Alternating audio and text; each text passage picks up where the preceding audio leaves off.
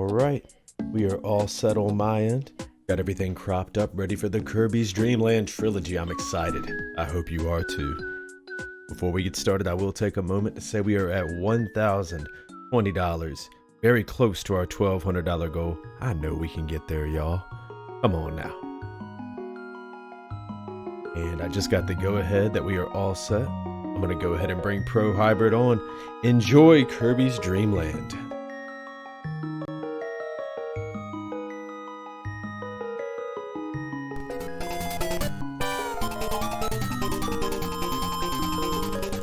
Hello, welcome everyone. My name is Pro Hybrid, and I will be running the Kirby's Dream Land Trilogy for TACOthon 2. So it's not just one game, but actually three, all of Kirby's Dream Land 1, 2, and 3. The first two games being on the Game Boy, and the third actually being on the SNES.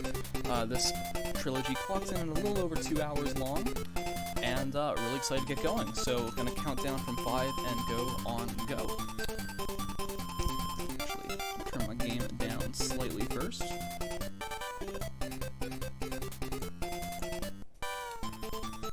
And here we go.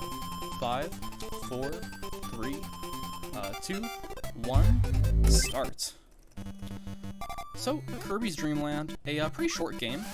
The shortest of all the main series Kirby games in terms of the speedrun, clocking in at when done pretty much nearly perfectly, around 11 minutes long. I'm not exactly a perfect speedrunner in this game, so my run will probably be between 12-13 minutes, depending on how well I do. Here's the thing about Kirby's Dream Land. Very much a lot of RNG to this game, which can be manipulated, but manipulating RNG requires a lot of very specific movements, very difficult to do. So most of the time, when speedrunning this game, you're just going to be doing your best for the simple platforming, and unfortunately, already not getting a good fight here. Hopefully he throws 3 apples immediately. I had to wait for another attack before I got that KO. Oh yeah, there's a lot of luck in this game, so resetting it at a playing it at a high level really comes down to resetting, grinding out perfect movements, and just hoping that you get the RNG that you need, especially on some of the later boss fights.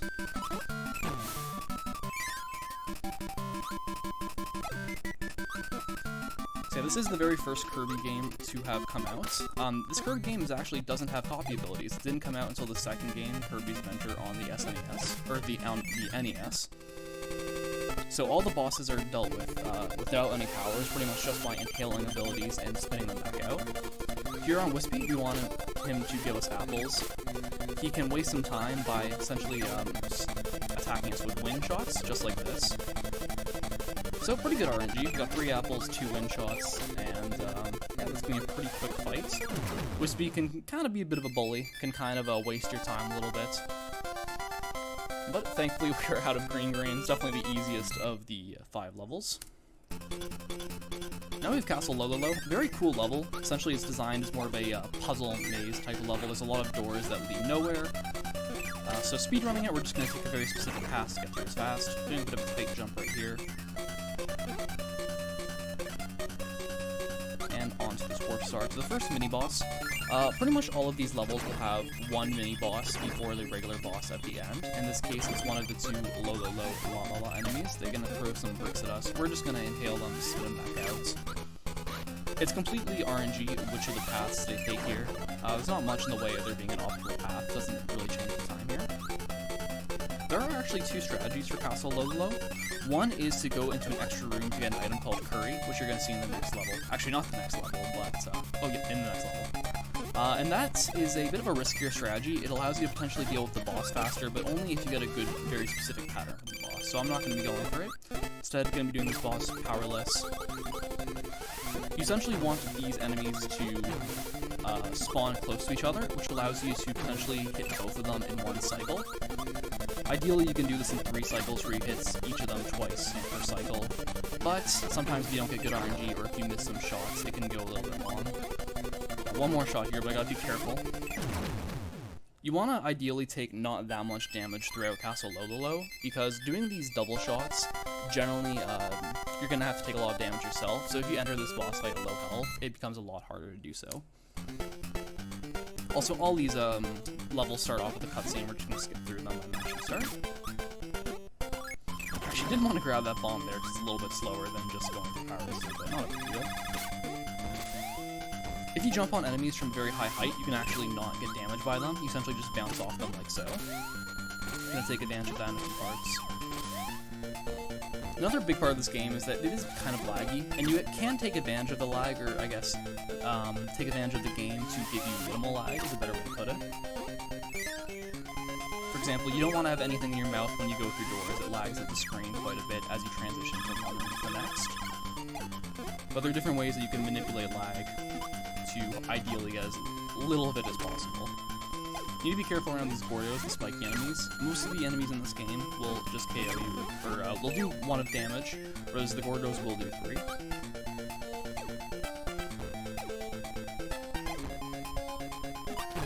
So there's an option to get Curry there, but Curry lags up the game quite a bit. It's pretty much like a power-up that allows you to shoot balls of hot fire. It's actually the same Curry that inspired it in Super Smash Bros. Brawl, in fact. I'm gonna grab this warp star here. But yeah, because it lags up the game quite a bit, again, we're just gonna skip it. So although this game doesn't really have, you know, the typical Kirby copy abilities that most people are familiar with, it does have essentially different items or power-ups you can use. So now we're gonna use something similar to the Kirby. You pretty much grab this lemon here, and this turns into sort of like a 2D shooter section with this blue called Kabula. So you want to just stay as close as possible, hitting as many of your shots while, you know, dodging at the same time. Alright, pretty good. Ideally, you can knock out Kabula before they do a charge attack, and go from the right side of the screen to the left. And that is Float Island. So the first 3 levels takes up less than half the game, and the next 2 levels, Bubbly Clouds and Mount DDD, take up pretty much longer, like 2/3 of the game. They're quite long. And they're also quite difficult with a lot of RNG, especially on the boss Krako.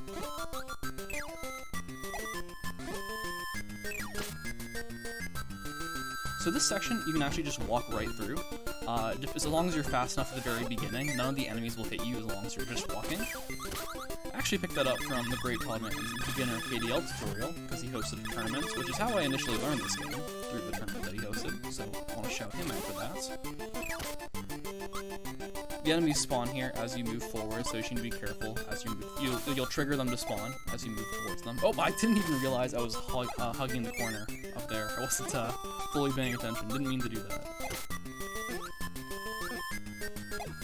This has gone so pretty good so far. I've only gone hit once. It's pretty easy to take a lot of damage, and sometimes you might want to take, because there's not a lot of health they give you.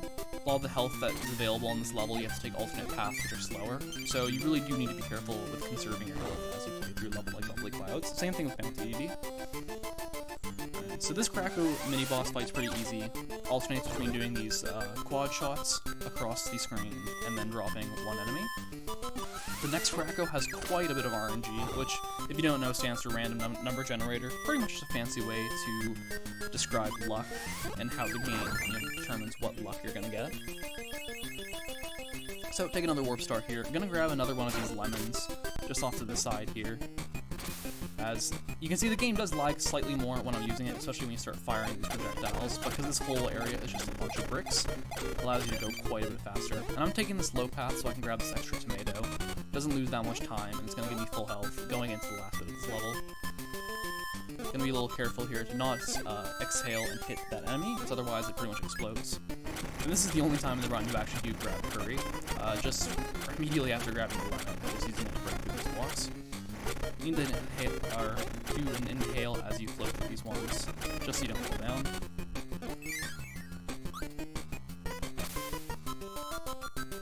And this final room, just hovering until you hit the door. Oh, wasn't fast enough, and I got hit there. Not a big deal though. So, Krako. Pretty much what you want Krako to do is to spit out enemies at you, these waddle leaves which you can shoot back out. What he's going to do most of the time is a rotating laser attack, or is just pretty much going to bounce back and forth between the left side of the screen, the left and right side of the screen. Sometimes just floating slowly, sometimes doing these little loop-de-doops. So there's pretty much not much you can do, unless you're doing like the full game RNG manipulation where you're gonna get really good RNG. You're pretty much just hoping for good luck here. And so having a really bad Krako can unfortunately be a bit of a run killer. Need 3 more shots here. Oh, I almost missed that one.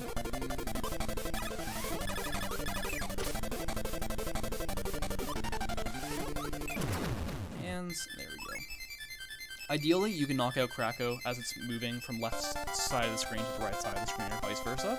Because if they are KO'd in the middle of the screen, you can grab the star rod there, and it makes the animation slightly slower. Alright, now ending with Mount DDD. Very difficult stage. There is no options to get health anywhere, so you really need to be careful with your health throughout. I'm going to avoid getting hit by this enemy, hopefully. Hopefully. Nope, I wasted a bunch of time and I got hit by it after all. Alright, so the whole gimmick of Mount DDD is you're pretty much revisiting the first 4 levels that you did, and in each one you're going to do a small room where you have to rescue a Kirby to unlock a door, and then you're going to re-fight all of the bosses you just did. In this case, I'm not going to be going for any of the double hits. Oh, I actually didn't even inhale there. It was slow. I'm not going for any of the double hits because health conservation is a lot more important in Mount DDD as opposed to as it is in Castle Lolo. I can't really afford to leave this fight with only 1 health. If you do take a KO, you don't have to redo all of the boss fights, but it does lose quite a bit of time. You have to redo the levels. This Krako one's pretty easy actually. You're just going to be falling down. You just want to line yourself up on this pillar, and you know you'll be safe. Actually, won't grab that, and let's leave it on the way down. And we're going to have the Krako rematch. So again, same as last time, a lot of RNG here. Really just going to be hoping that we get these enemies.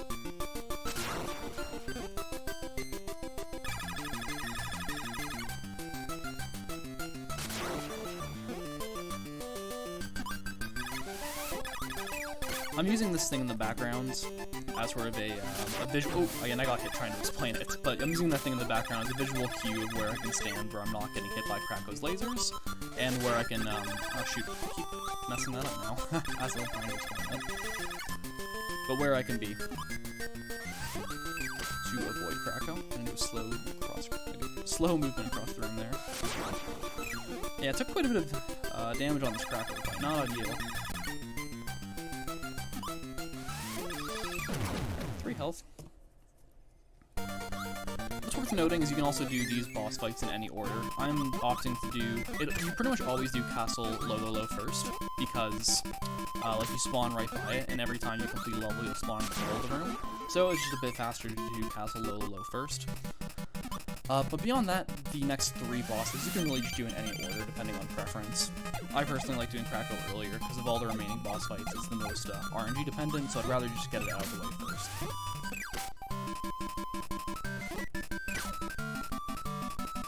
Alright, 6 apples in a row. Not bad.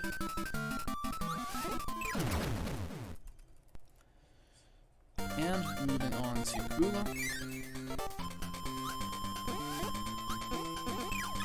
Be a bit careful here. See the laser. And, approaching that kind of slows you. Those Gordos that block the door actually instantly KO if you touch them, so you need to be very careful there.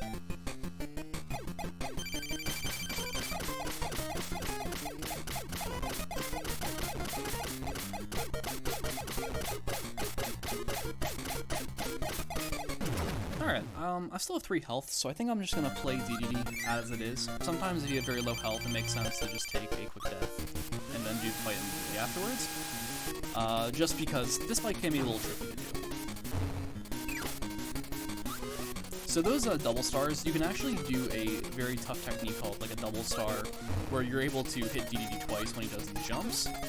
I can't actually do it, I haven't really practiced it that much, but it does allow you to do extra damage whenever DDD does do those jump attacks. Otherwise, his hammer moves will give 1 star.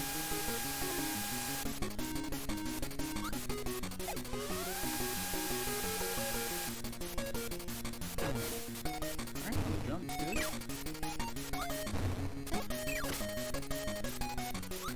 Alright, 6 health to 2 health, a little bit tight here, a little bit scary. If I get knocked out, I'll just redo the fight, but it would waste a bit of time, so we'll see if I can do that. Yeah, playing that safe, don't want to get hit in the process.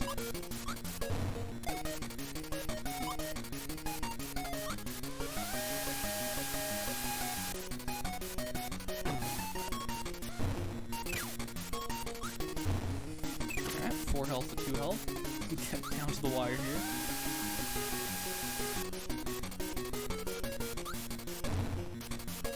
So yeah, there can be quite a few runs where you're on very good pace going into DDD, but if you don't get any good RNG, you could end up losing quite a bit of time. I'm trying to play safe here because I don't have a lot of health to work with, and when you're in the corner, it's hard to not get those stars without getting hit. So I kind of want to bait them towards the middle of the stage so I have a bit more room to work with.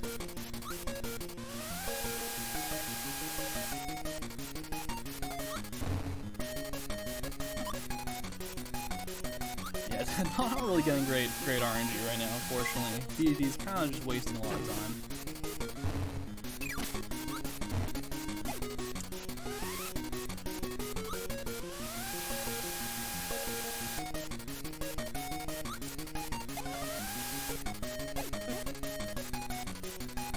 Come on, you big penguin.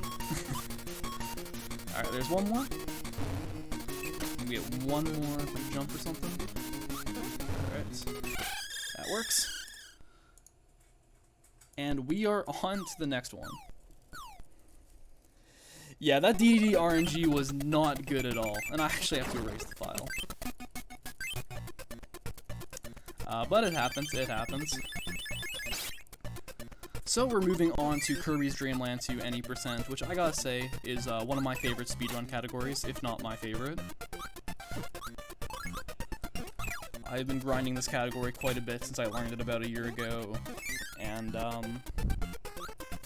yeah, it's a very fun game. It's pretty much like it's the same console as Kirby's Dream Land, it's a Game Boy game. So it's very similar in terms of the mechanics, but it does add quite a few things. First is we actually now have copy abilities, which we're going to see at the beginning of the next level. Next thing is we have Animal Friends, which is also going to be a big part of Kirby's Dream Land 3. Which are pretty much like a separate kind of power-up that work, that coincide with abilities, so you can use both an Animal Friend and a power ability. And just in general though, Kirby's Dream Land 2 is a lot longer. It's like nearly 3 times as long as the original. It handles quite a bit better, not really as much lag. You know, more mini-bosses and just more content in general. So the category we're doing for this is Any%. All 3 games are Any%. In the case of Kirby's Dream Land, Any% really is the main category, unless you want to do extra mode or something a bit more gimmicky. In the case of Kirby's Dream Land 2 and Kirby's Dream Land 3, they're called Best Endings and 100% categories. Best Ending is pretty much doing the main game, but also doing some side objectives. And 100% is Best Ending, but usually adding mini-games in both KDL2 and KDL3. And in the case of KDL2 and KDL3, essentially doing this best ending unlocks, I guess, sort of the good ending. So because we're doing Any%, we're actually going to be getting the bad ending, kind of a mysterious, somber credits theme.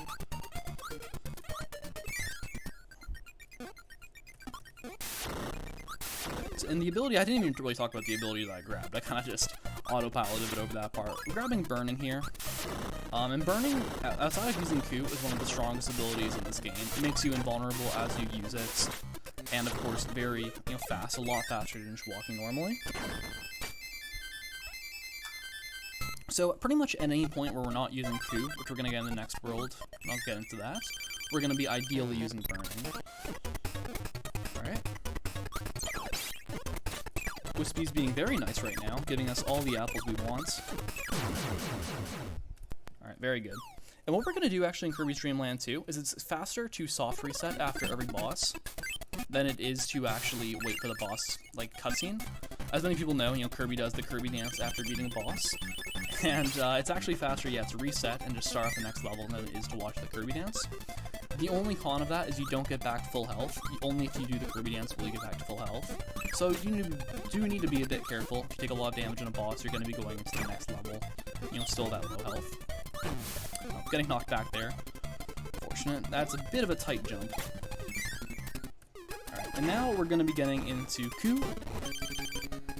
We saw Rick earlier, didn't grab him, but Coup is by far the most important animal friend, and one of the most important parts of the speedrun for both Kirby's Dream Land 2 and Kirby's Dream Land 3. Essentially, the master of the air. Coup is really fast. By mashing A, you move, or should I say, by pressing A, you move forward slightly in whatever direction you're holding. And so by mashing A, you go very, very fast relative to anything else in the game. So I'm going to be doing quite a bit of A mashing throughout this entire trilogy, especially these, Kirby's Dream Land 2 and Kirby's Dream Land 3.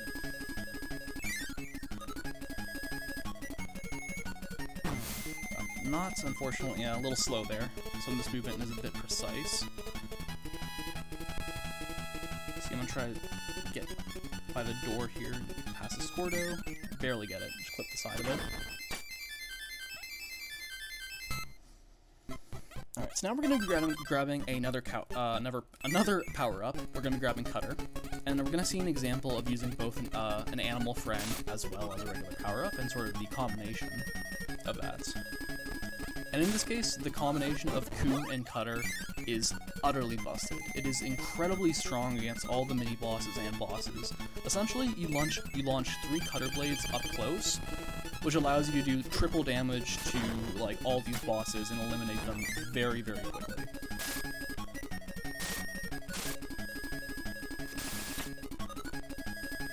Mini-bosses are really, really common throughout like all of Kirby's Dream Land 2. And really, for nearly all of them, you're going to be using some combination of Coup and Cutter. So really getting good at the boss spacings, being able to recognize their patterns so you can get up close and do these like triple blade shots is a big part of speedrunning this game. Alright, let me go behind around here. Oh, got a little too close there, unfortunately.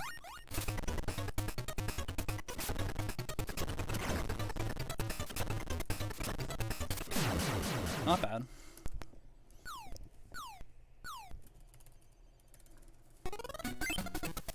Now that boss battle in Rough, essentially they just go back and forth between the left and right side of the screens. You kind of just want to track them down, get up as close as you can, and use those Cutter Blades. Now we're going into Ripple Field, which is the water world. Funnily enough, we actually do use Kine, the fish, which is good in water in this run, but we're not going to use Kine at all in Ripple Field for any percent at least. We're going to stick with Coup, and we're going to be using a lot of Coup in the water movements. Coup in the water handles pretty interestingly. Oop, got hit there. Not a big deal. Not a big deal. Essentially, unlike the in the ground, you can't just mash to go faster. So a bit of a break on the hands there. Essentially, you're very floaty, and it's just about being able to navigate these spaces with, while in this sort of floaty state. And it does lead to a few very challenging parts, especially if you're trying to keep an ability throughout these water areas. You don't have quite the same maneuverability as you do in the air. Alright. At the beginning of 3-2 here, we're gonna do a bit of a manip. I'm gonna go down, then I'm gonna go up, like this, and that's gonna despawn some of these enemies so I can get to the door a bit easier. Very quick, but very useful thing to know. So ideally, if I have Cutter here, it would help me navigate this situation, but I will have a chance to re-grab Cutter in the next stream, so it's not a big deal.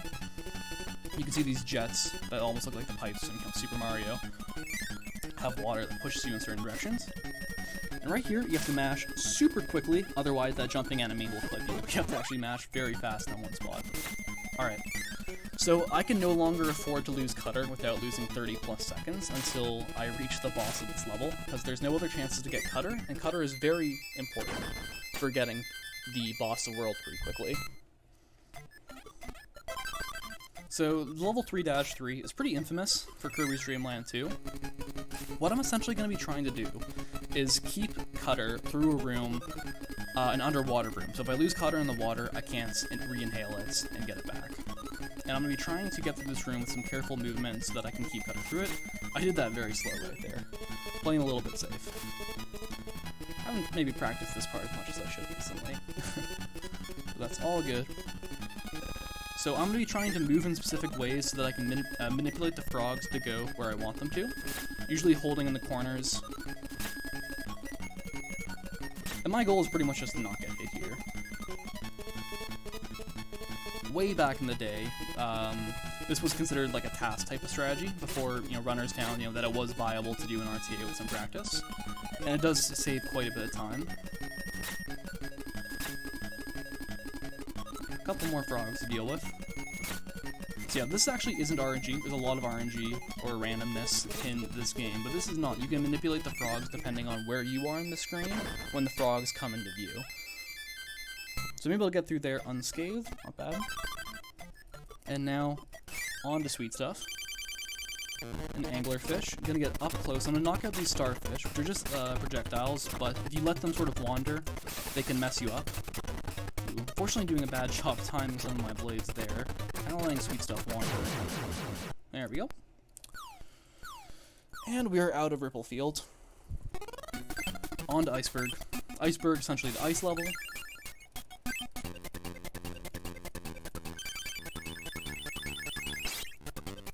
And this will be the one time in the run where we actually get to use an animal friend that's not Ku. We get to use Kind as part of this. There are some water sections in Iceberg which really help to have Kind with. But due to some routing, we are actually intentionally going to drop Ku after a certain part, which I'll get into.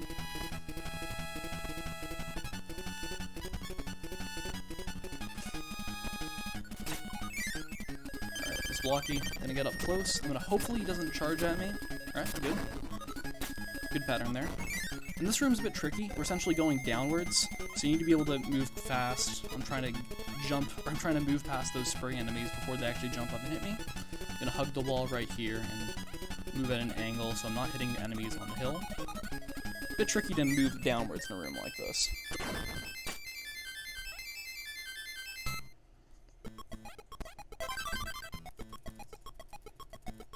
Alright, 4-2, not too bad of a level. We are intentionally going to drop Ku here because it ends up being faster to do most of this world without Ku, and then we re-grab Ku in World 5.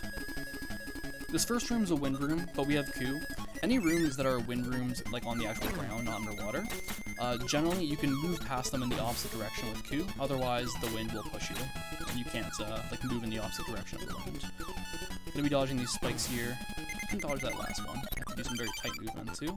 And we drop Ku, because otherwise these blocks here, you have to do like all of them, because Ku is, you know, a 2x1 object as opposed to Kirby, which can fit in these 1x1 spaces. The game does force you, force you to grab burning here. It puts these ice blocks in your way.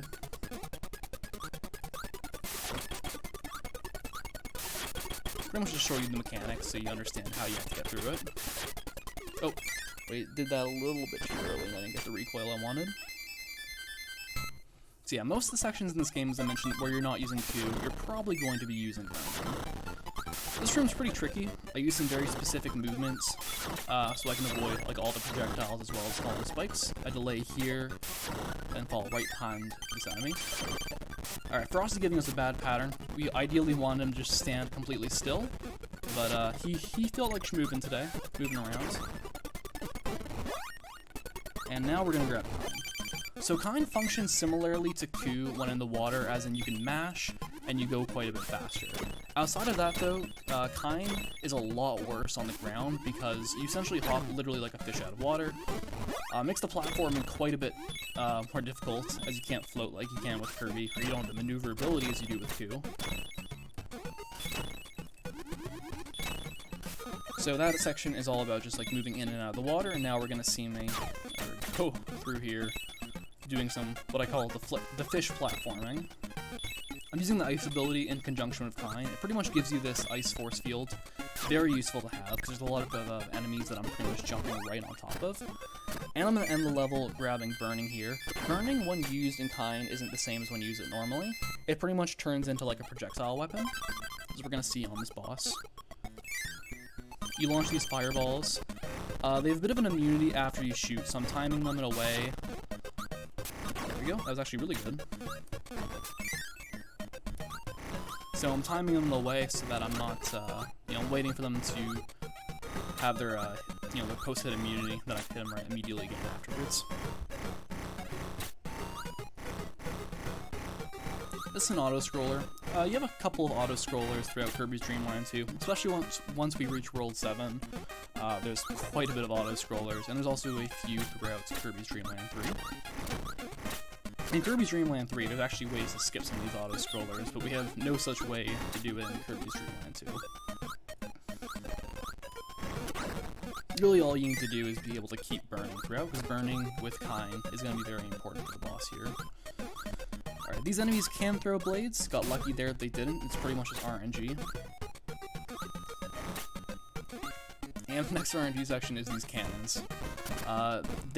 Where they aim is, you know, where you are, but the frequency and like how often they shoot, or when they shoot, is also all just luck, and you just don't want them to shoot at you as you hop by. Now, we got Ice Dragon. Similar to the last mini-boss, I'm just going to stay as close as I can and time these shots as their post-immunity wears off. The only thing we don't want Ice Dragon to do is to fly up into the air. It's a rare chance that for Ice Dragon to do that, but it's the worst pattern we can hit. And gonna get through there, not bad at all.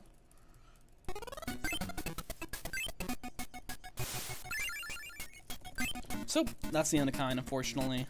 Not gonna need him for the rest of the run. Gonna drop that and then re-inhale fire.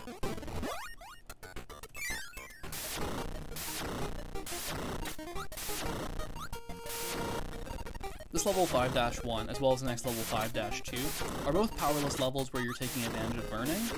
Definitely some of the trickiest levels in the game. There's a lot of skill that goes into doing the most optimal strategy. Like even right here, I'm gonna do a safer strategy. You can do more burns there to go faster, but you need to time them very properly, otherwise you're gonna get clipped and lose your ability and have to re-inhale it.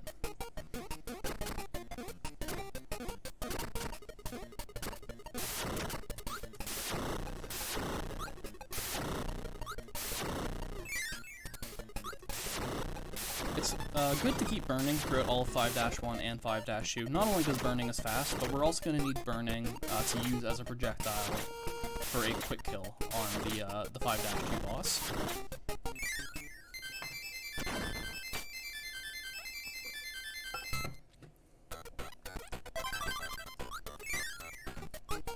A lot of enemies here, doing some specific movements to avoid them.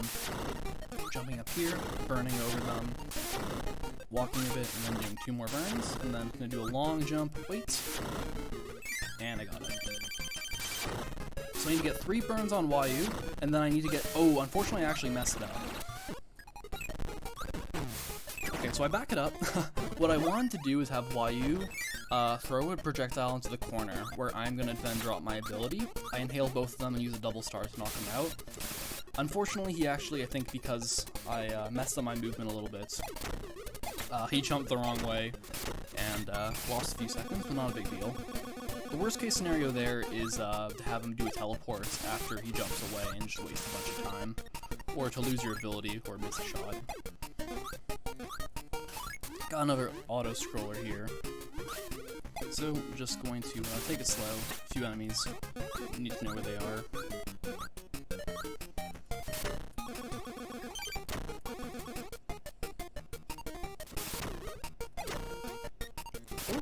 Alright, there we go. I broke the wrong blocks I wanted to. I was a little too high, but I still managed to find the door. Don't want to get caught at the end there and crushed. And 5-3 is pretty cool. At the very beginning of this level, there's 3 different paths, and this is the first point in the game where you have access to all three animal friends pretty much with like full ease of access. So in this case, we're going to take the top path, gives us Ku, and we're going to roll with Ku for the rest of World 5 pretty much. But it also does mean that if we do lose Ku, we have an easier way of regaining him as opposed to going all the way back to 2-1, which is where we got him the first time. Little underwater pipe area. Definitely not as hard as the one in 3-3. It's very short. You just need to hold up and down at the right times.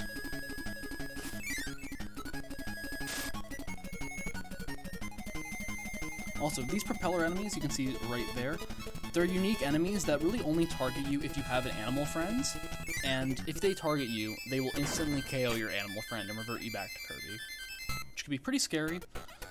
And sometimes they're in some pretty awkward spots. You'll actually see in 5-4 here, there's going to be one very close to a door I want to go through. Need to do some tricky movement here. Gonna hold down, barely dodge this enemy. Gonna hold down to the rock here, barely dodge that enemy. And then we're gonna approach this door. We're gonna try to very quickly, there we go. Gonna enter it while dodging both the enemies to the left and right of it. This mini-boss, Stitch, pretty infamous mini-boss. One of the only one in KDL2 that actually has invulnerability. You have to wait for him to throw his spikes before you can actually damage him. And depending on what patterns he can give you, you can waste quite a bit of time. I'm gonna ditch Cutter here, because I want to grab this burning, which is going to be important for the next level. We're going to do something very cool here. kind of like a smaller version of 3-3, and I already messed it up, never mind. What I was hoping to do, and I'll still do it for these fishes, I'm doing what's called a fish dodge. You can use burn to knock them out, but this is a bit faster. You need to do some tight water movement, and unfortunately I actually just messed up the first one. You want to keep burning through there, because there's a whole bunch of blocks upcoming, and burning can get through them a lot quicker. You're just going to see me do a lot of inhales here, sort of back it up.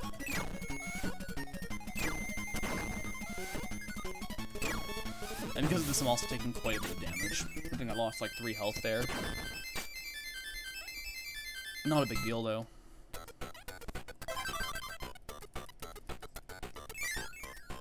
I'm gonna grab this spark here.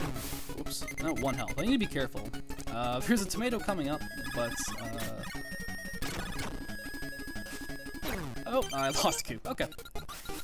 It happens. It happens. I will re-grab Q before I do the boss of this world. Well.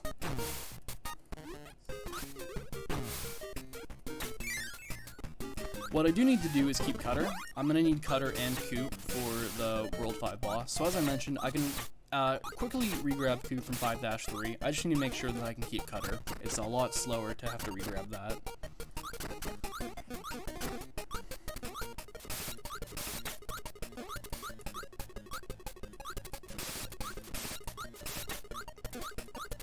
Got an auto-scroller here, and funnily enough, there actually is a tomato. There's both a tomato before and after this auto-scroller, so if I was able to hold off a bit longer, I would have been able to just heal up with Q.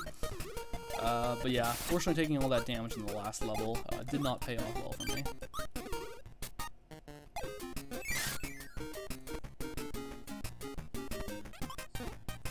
This room's actually quite a bit different with Q, because you have to navigate through those blocks, but otherwise we're just following through, which is quite a bit faster.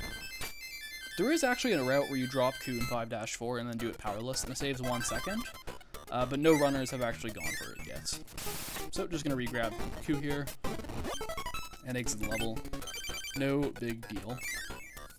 Now, Shine and Bright, probably the worst boss fight in this game. Very, very frustrating. A lot of RNG here in terms of what attacks they go for.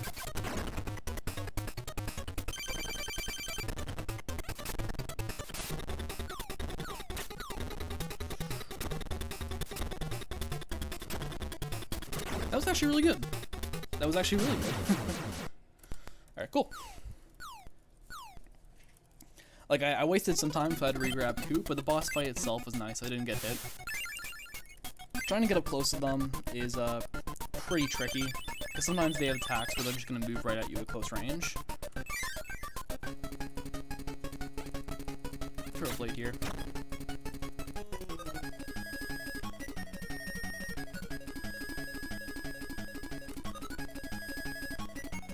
Now I'm gonna be a bit of a cool guy here. I'm gonna go for a strategy that only saves 1 second, and it kills me if I do wrong. And I got it. So we did the strategy. Going under here saves 1 second, but of course I'm very close to the bottom of the screen. If you go ever too slightly lower, take a death there. But did it just to flex on stream a little bit. Oops.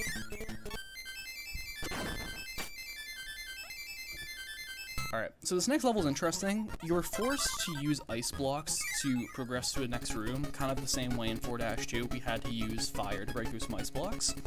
The only thing is you cannot do this while holding Q, so we're actually forced to drop Q, because you can't just drop Q and then pick them up to re-grab your ability, unfortunately.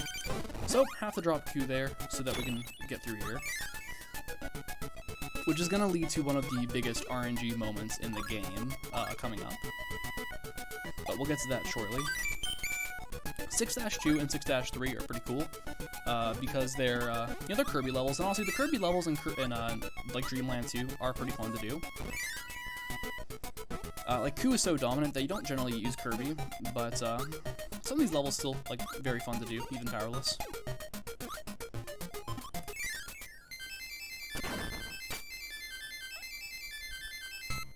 Alright, upcoming is 6-3. very cool room, which we call the wind donut. It's pretty much a whole bunch of rotating, or not rotating, but a whole bunch of circle rooms with wind pushing in directions. We're hopefully going to use burning and some specific movements to get through it as quickly as possible, but it's possible to mess up and essentially get caught in the wind donuts and lose a whole bunch of time. Even before that though, we're just going to be doing some navigation in the pond, using ice to... Oh, yeah, it was a little pretty bad there.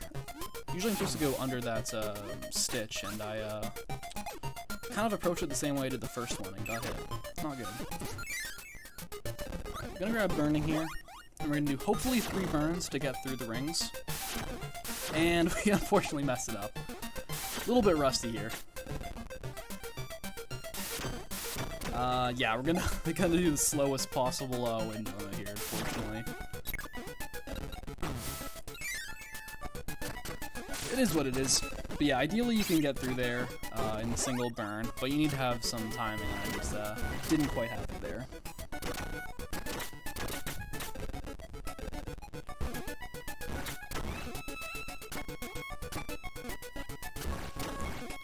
Get there. Alright. So, in 6-4, we're going to do another Captain Stitch fight. Afterwards, we're going to get a bag. The bag has a 1 in 3 chance, random chance, to give any one of the animals. So ideally, we get the 1 in 3 as coup, but it's no guarantee that we get coup. There is a way to manipulate RNG. Can't really do that myself, at least not it's like full extent. So really, we're just gonna hope for the 1 in 3.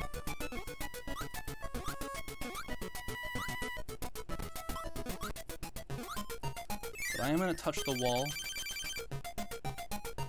Nope. Yeah, unfortunately, getting messed up there. I can still get coup, but this Stitch fight itself is also RNG to get the pattern you want. So you can hopefully do this in 1 cycle. There we go. And... not what we wanted. Alright, so that's okay. What we'll have to do then is we're gonna, after this level, actually head back to World 5, go to 5-3, and re-grab coup. Although it takes up to like 30 seconds to go actually re-grab coup, it's definitely worth it. Coup just makes all of the following levels so much faster that it's worth taking the time loss to go re-grab them.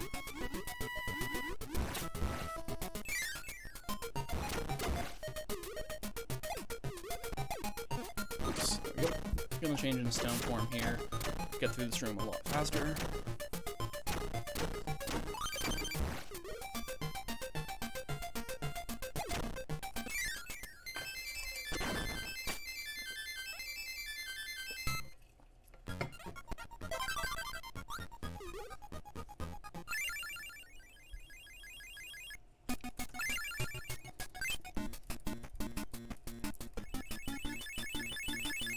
Gonna drop stone. No longer need it.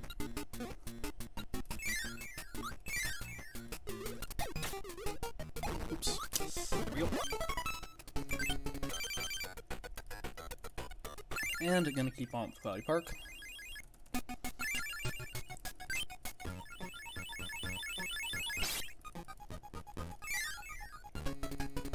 Gonna hit the right side of those enemies so I can do a damage boost through the Gordo. And I'm trying to do, you know, a damage boost forward as opposed to getting knocked backwards. A little optimization there. Because the hurt box of coup, when I'm in this form, isn't actually Kirby, it's coup itself, you can see that Kirby kind of grazes the enemy, but I'm not actually taking any damage. And you take advantage of that a lot throughout the run.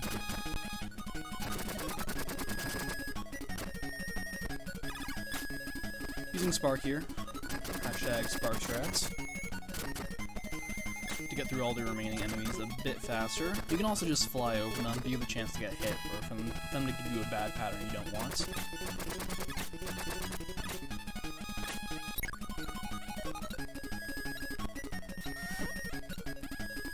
Then I'm gonna re-grab Cutter here, because we have both a mini boss in the next level as well as the World 6 boss, both of which we need Cutter for. In these wind rooms, it's actually a bit faster to stick to the ground, as opposed to going towards the top of the room. A bit odd, but it speeds you up.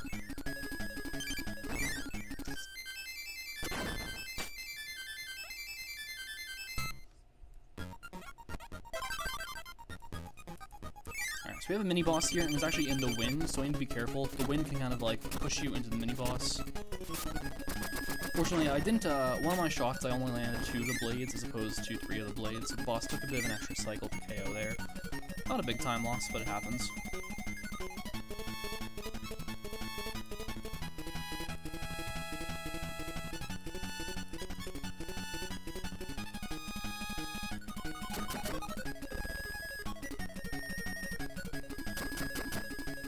Now, going from the wind room into another water section. Need to be careful. Ideally, we can keep Cutter throughout this whole water section. We need Cutter for the boss, but it takes about 30 seconds to re-grab Cutter from this position if I lose it. Maybe not quite 30 seconds, but upwards of 20. So you need to get through this frog room. It's a maze, you have to take a very specific path. Most of these frogs I'm going to attack. Some of them you can slip by, depending on what pattern they give you. It's pretty much RNG in this case. A bit of a weird thing in this room, you're floating upwards, you need to not move so you don't get hit by any of these enemies, and you also get slight boosts of acceleration, slight boosts of speed whenever you throw the triple blades. Not exactly sure why, but you can take advantage of that in that situation. And now we have Krako. This first phase of Krako is very RNG. You pretty much want him to stay out and to allow you to get these hits off. I did a pretty bad job there, fortunately. Yeah, not good RNG, and I did take a hit.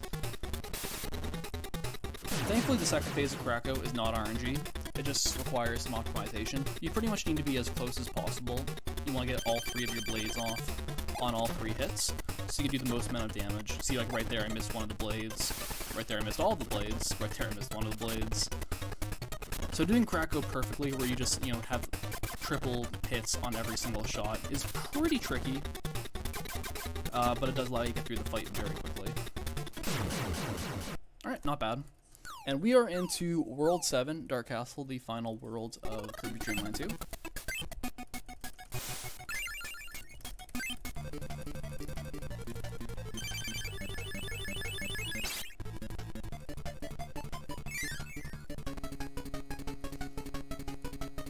So yeah, Dark Castle is by far the longest world, clocking in at around a little under 9 minutes. There are 7 levels as opposed to most of the other worlds, which have anywhere from 3 to 6. And every single one of these levels will end with a mini-boss. So a bit of a boss rush. And pretty much all of these mini-bosses, have some degree of RNG in terms of what the optimal pattern is.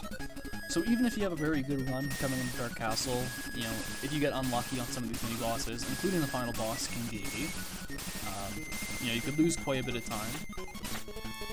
One of the reasons that World 7 is pretty slow is that there's quite a few auto-scrollers. There's 4 auto-scrollers. Ooh, I actually messed up my movement here. I didn't need to attack one of the enemies behind me, but I had to attack someone in front of me. A little bit of auto-piloting on my end. But very good boss fight there.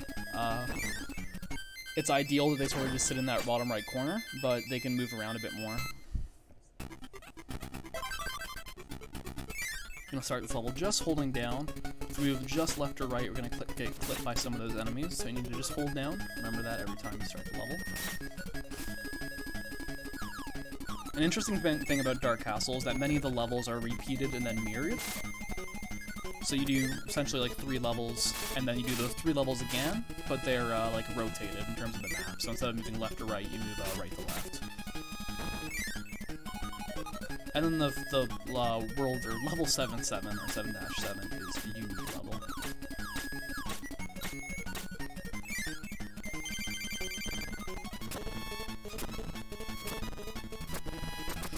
Unfortunate. Not a good pattern there. I could have, even with the bad pattern, I still could have done that fight a bit better if I was a bit more efficient with my shots. In this first room, a whole bunch of enemies are going to spawn as you approach them, so you just need to be able to, pause in a few spots, throw your blades, take your time. You can do some cool movement here. Gonna throw 1 blade, and I'm gonna try to hit 2 enemies here. Yep, 1, 2, and then we're gonna get through.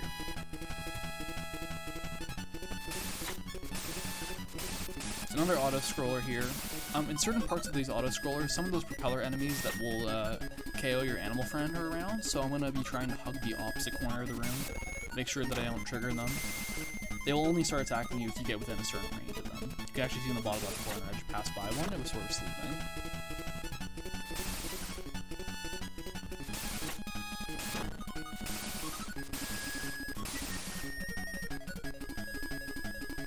The tomato here, a bit of health. Also, if you do take the wrong path, some of these auto-scrollers, you can get crushed pretty easily, especially in the 7-6 one. Okay, good. Frosty pattern. So Frosty can pretty much just run around, and this Frosty's unique that as he runs, he has like, almost like a shield protecting him, making it very hard to damage him. But I got a good pattern there, he just sort of stood still, allowed me to get a bit of damage off, and then set up a double star. Then we can immediately just re-grab Cutter here. Oh, whoops, that's actually not the Cutter. I wanted to re-grab that Cutter and then set it up to do that, and I grabbed the first one. Wasn't really paying attention there, unfortunately.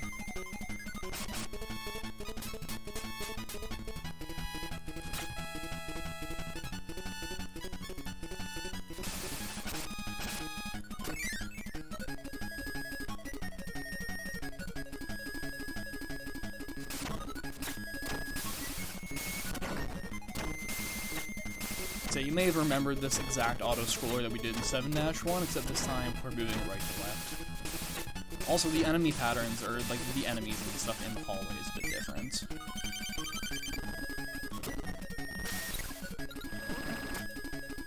Same thing as Frosty, you pretty much want to get up close, do a bit of damage, which you knock off 4 of their bars of health, then you take Cutter and one of their projectiles, turn it into a double star, KO them. And in the case of YU, inhaling YU gives you Cutter, so you get it immediately right back, which is good because we need Cutter for the next level.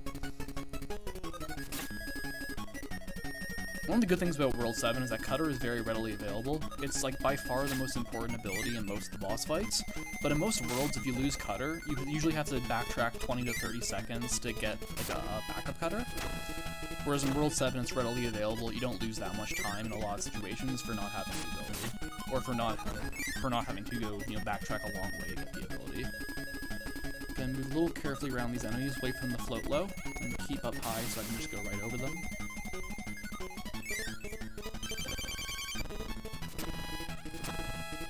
Alright, nice blocking pattern, very, very good.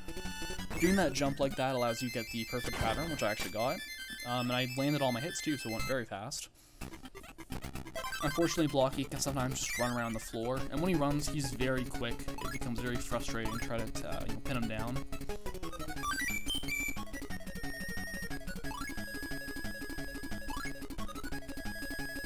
I'm gonna grab a little bit of health right here, and then after the second Gordo, I'm gonna hold straight down and go in here. Now, I have to go top, bottom, or more specifically top, bottom, and then the third one you can go either top or middle, and then bottom. If you take the wrong path in this auto-scroller, you will get crushed and lose both Q and Cutter, and you will lose a significant amount of time. So, can't be like autopiloting here.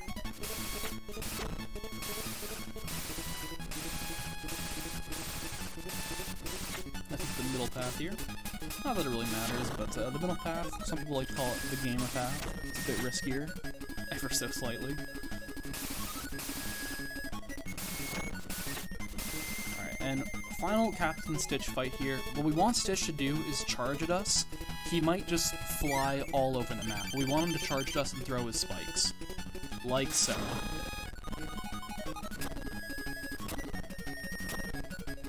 And that is a one-cycle Stitch. Very, very good. Yeah, Stitch can really troll you. He can just sort of fly all across the map, and it can go from a 1-cycle fight to literally a 3, 4, 5-cycle fight. You can lose dozens of seconds, and it's pretty frustrating.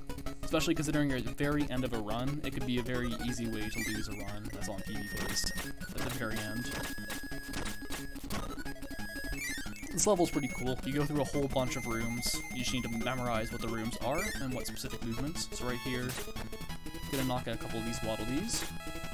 This one I can go just hold straight up, and this one I have to sort of move to the left here. Oops, or move to the right, and kind of do it a little slow. A little optimization done by Dark Ryulu, where you can throw the blade at that knight at the left to protect you. Oops, that was... Oh, whoops! I dropped. Okay. I had cutter, and then I entered the door, and if you enter a door with an ability, you just spit it out instead of inhaling it, so I just spat out cutter by accident. So I'm gonna do this fight powerless then, and I'll re-grab cutter. Kind of a dumb mistake, but it happens. Hashtag reset, honestly. You know, otherwise this is a very, very good Dark Castle. I'm actually gonna drop Q. You no longer need Q. In fact, you can't even do the final boss with Q because you have to go through a 1x1 gap, and you just cannot fit.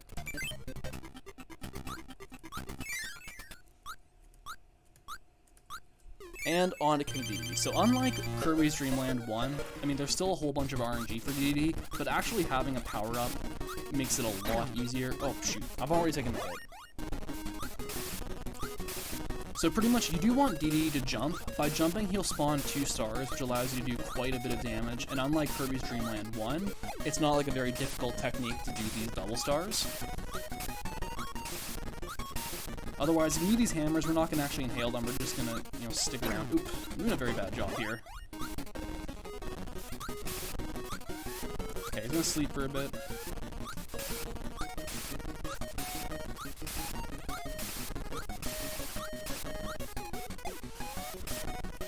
Just finishing outside the 39-minute range. Very sad. Oops. Alright, and we are on to the final game, Kirby's Dream Land 3.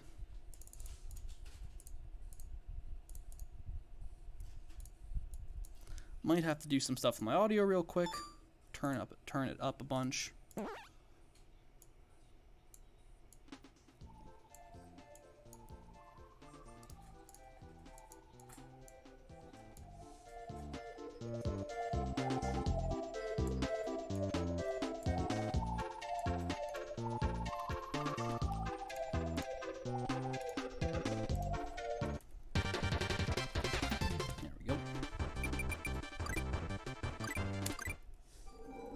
And the first thing we're going to do while starting off Kirby's Dream Land 3 is we're immediately going to reset. And the reason we do that is it allows you actually to skip the cutscene. The only con of doing that is if you have an ability or an animal friend in this game, you would immediately lose it. But in this case, we're starting with nothing, so we lose nothing just by immediately doing that reset and saving about a second on the title screen. So Kirby's Dream Land 3, first off, we're on a whole different system. We're no longer on a handheld, we're on SNES. A big improvement in terms of the graphics and the audio capabilities of this game. And just even in the controls and all of that. You know, handles a lot differently than the first 2 games. And jump over that blade there, saw that coming? So a lot of the speedrun is revolved around abusing Q again. We're going to get Q in 1-3, and the first 2 levels we are going to do powerless. We will also use Kine at one point, similarly for a water level. In this case it'll be World 2.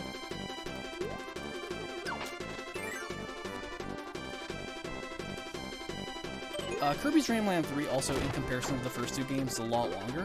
Kirby's Dream Land 3 is pretty much longer than the first 2 games combined, so we're not even quite at the halfway point of this, and still have the whole game to do. So that's sort of a perspective of how long this game is. It's only made up of 5 worlds, but each world has 6 levels, some of which can be pretty lengthy.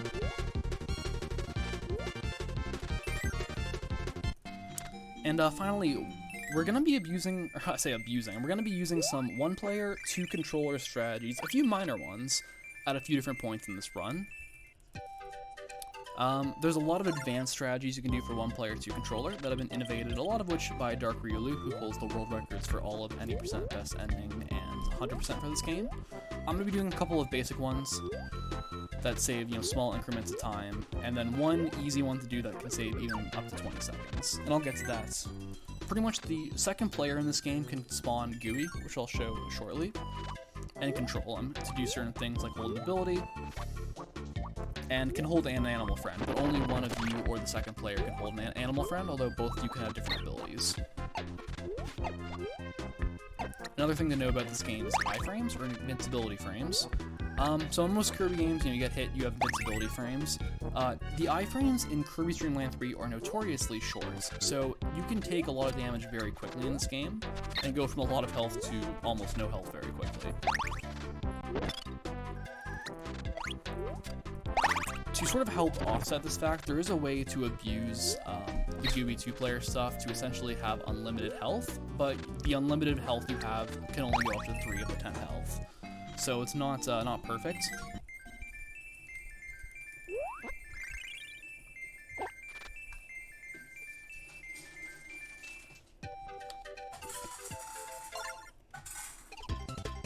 Alright, so 1-3, we're going to be grabbing 2 in this first room. All throughout Kirby's Dream Land 3, they have these optional rooms tucked away that give you usually, up to like 2 or 3 of the animal friends at a time.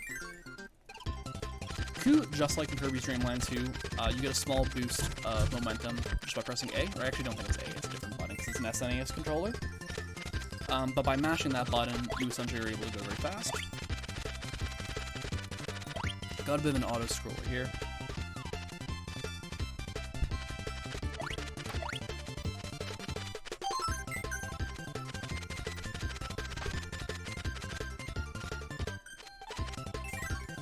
So, all of the blank -3 levels have minigames.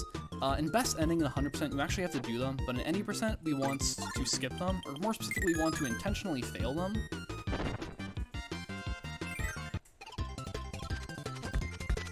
So, also what I did there is I had Gooey, I spawned him after I'd already done my guess, so that I didn't have to, have both players do it, or do the minigame, and I had him move to the other side of the room and save a small bit of time. Saves about 2 seconds per minigame, because you do 5 of those minigames, you can save about 10 seconds throughout the entire run. Roughly, something along those lines. There's a lot of cool things you can use 2-player with. Many of the glitches in this game, like skipping auto-scrollers or even zips in some cases, generally come about from abusing, 1-player 2-controller strategies.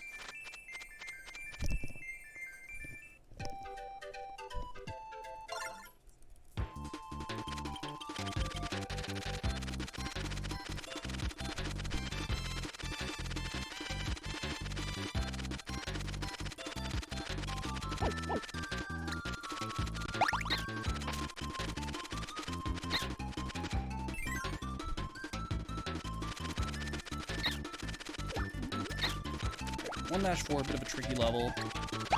Going through these caves. We have these things which pretty much act as cannons. Same thing in Case 64, you don't have like actual cannons, but these things launch you. You're gonna grab this candy here and you move to the right instead of up so I don't trigger the other cannon. Pretty much gonna try to take candy as far as I can.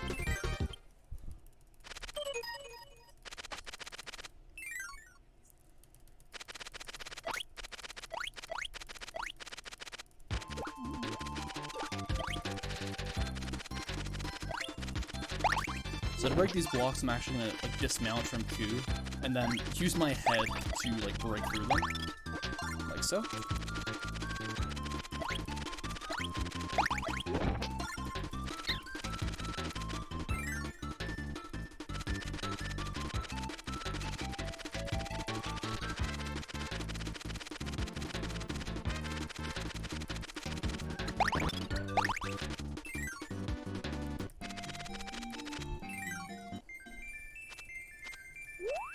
That's made here.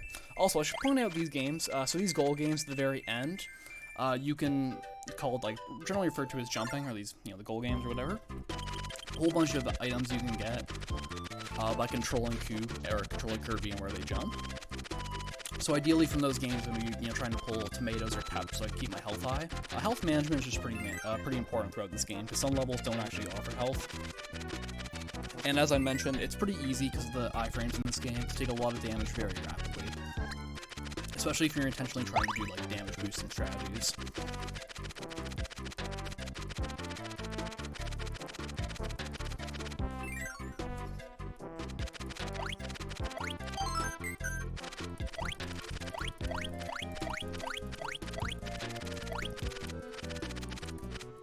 Yep, 1-5 is pretty easy level.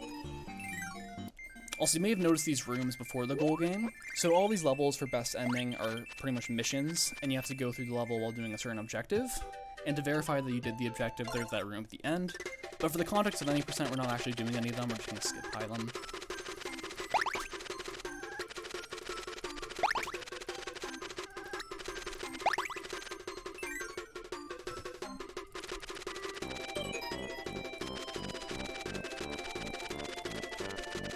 This room is designed pretty much as like a bit of a maze room, but not bad at all once you actually know the specific path to go.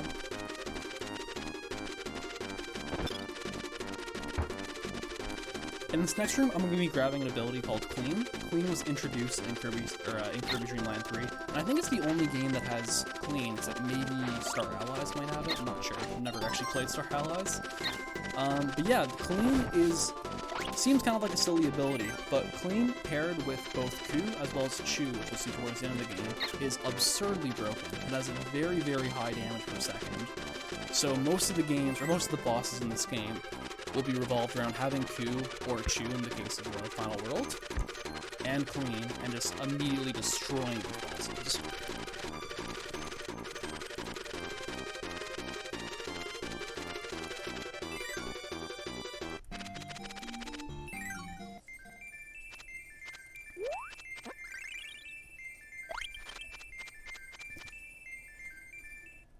Alright, first boss, Wispy.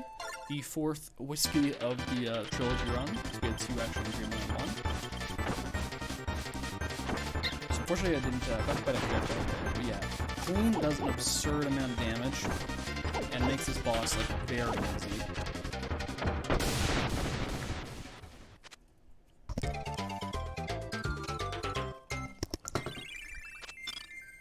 And that is Grassland.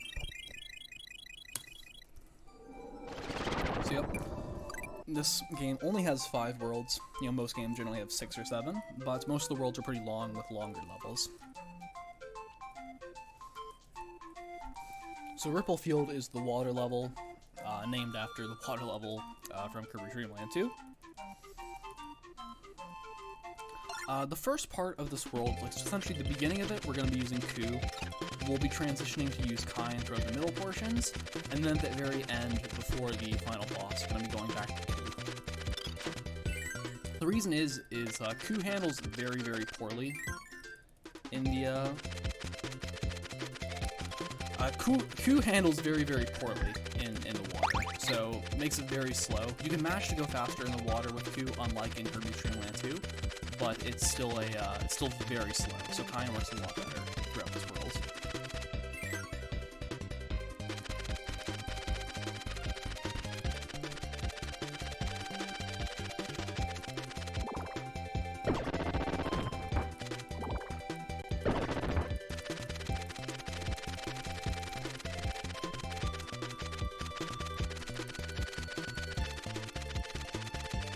Quite a bit of mashing.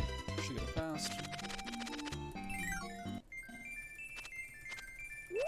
And we got the tomato. Pretty good.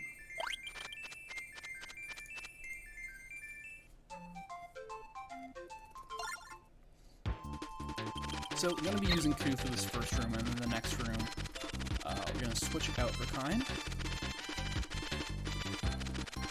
Also going to shout out this game's soundtrack. Definitely one of the strongest Kirby soundtracks overall. Kind of subtle in a lot of places, but it's like very strong. Actually, I shouldn't have dropped Ku right away. I could have used Ku to go a bit faster in the water to get to Kind. Alright, Dark Relu, thank you for stopping by. Hope you have a nice time. KDL3 world record holder, everybody. So yeah, Kind, same way as in Kirby's Dream Land 2, where he handles, in the water, you can mash and you go pretty fast. The difference between Kind and Kirby's Dream Land 2 and 3 is that he handles way better outside the water in Kirby's Dream Land 3. He actually moves quite fast, and you can bounce off enemies and such. So it makes the platforming a lot less frustrating when you're outside the water, and you are still going to be outside the water for long sections at a time.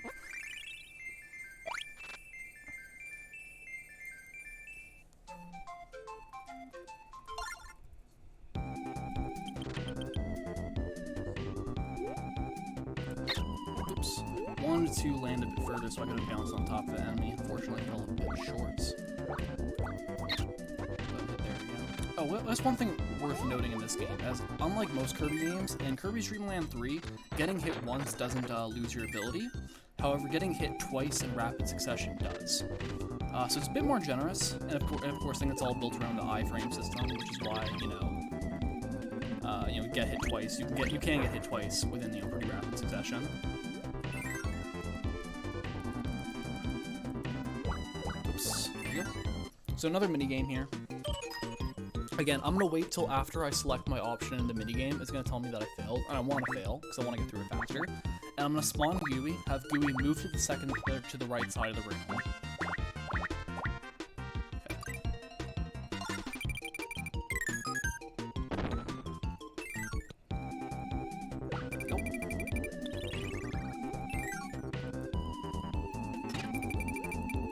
Be careful, I only have 1 health actually right now. So I'm gonna inhale Gooey, get the health back from that. And grab this pep as well. So if you are at 1 health, you can spawn Gooey. Usually Gooey, if you have full health and you spawn Gooey with the second player, it'll take some of your health. But you can spawn Gooey at 1 health, and pretty much then re-inhale Gooey and get some of your health back. But you can only do it to get up to 3 health. So it's not quite perfect, but it does allow you to essentially have, infinite health. As long as you're willing to constantly drop Gooey, inhale him, drop Gooey, inhale him repeatedly. There's no limit to it.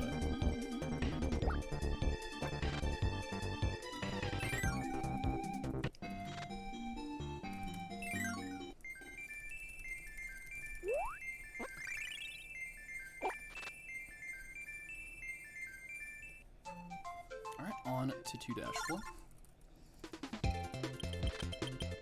Sort of a mix of a water level and a regular level, as a lot of Ripple Field is.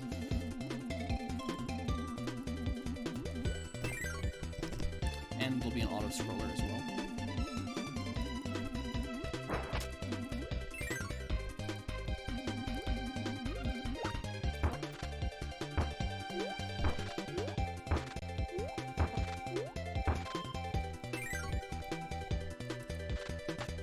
So we triggered the auto scroller here by starting to climb up the steps.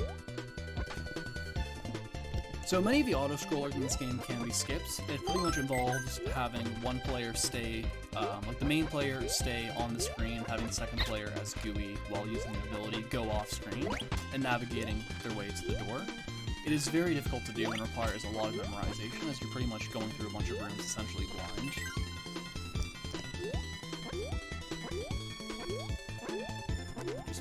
Here, get up. There's a secret path that allows you to go to an alternate room, which is the mission of this level.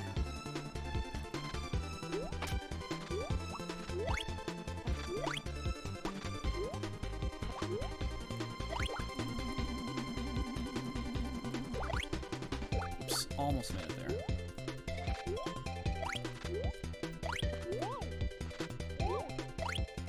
Alright, I'm done with 2-4.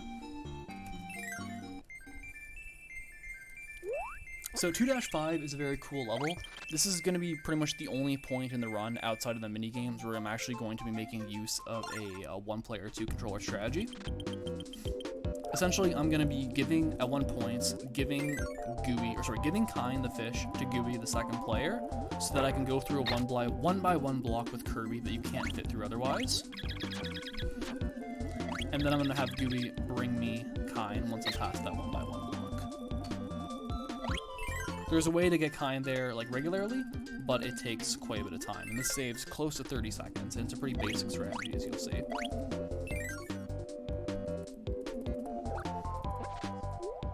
Oops, getting hit there. Would have liked to jump on top of them, do a little bounce.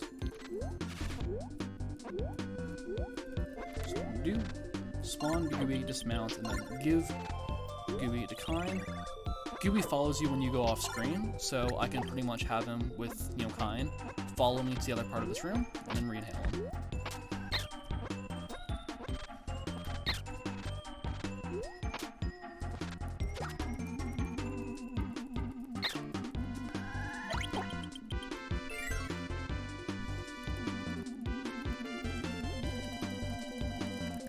So I'm going against some wind currents here. I'm gonna grab candy, helps speed me up, but you have to do quite a bit of mashing in a situation like this.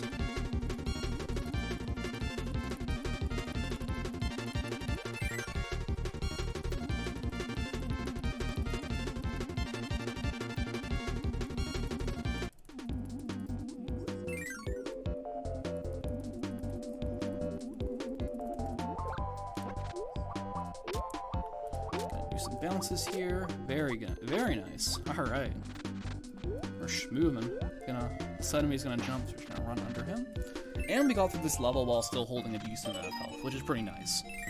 Going into the next level, into the boss of this world with low health, could be pretty problematic. So, there's two routes. The faster route is to actually grab Q right back in 1-3, and then to do 2-6. But you can also grab Q at the end of 2-6. So what I'm going to be doing is carrying Kine throughout this level, and then grabbing Q at the end.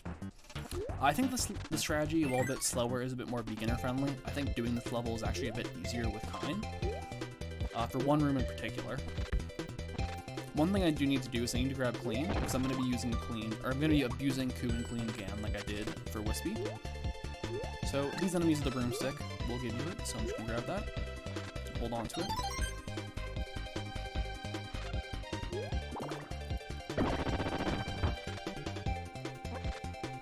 So order for this is top, bottom, and then second from the top. If you go in the wrong order, you have to go through a cave to sort of backtrack. So a little bit of memorization there.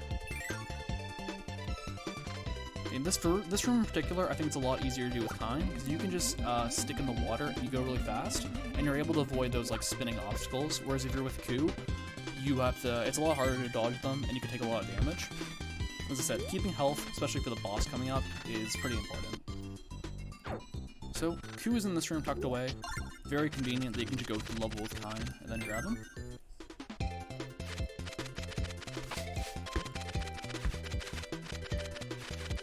Try to avoid taking any hits here, because I said taking 2 hits in rapid succession is what loses you your ability. You can get hit once and you'll be fine. And I want to be able to keep Clean here.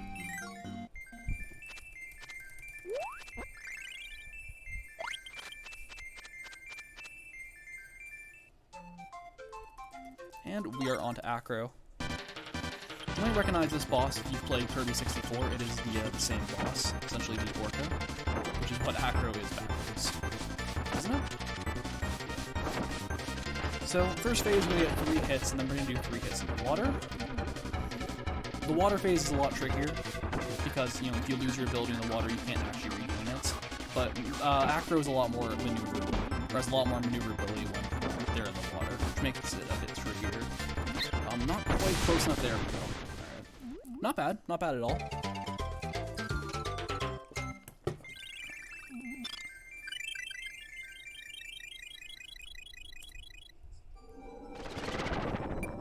And on to Sand Canyon. I would say Sand Canyon, of the 5 worlds, is probably the second hardest. I think second hardest, maybe even the hardest. Definitely probably the least beginner friendly.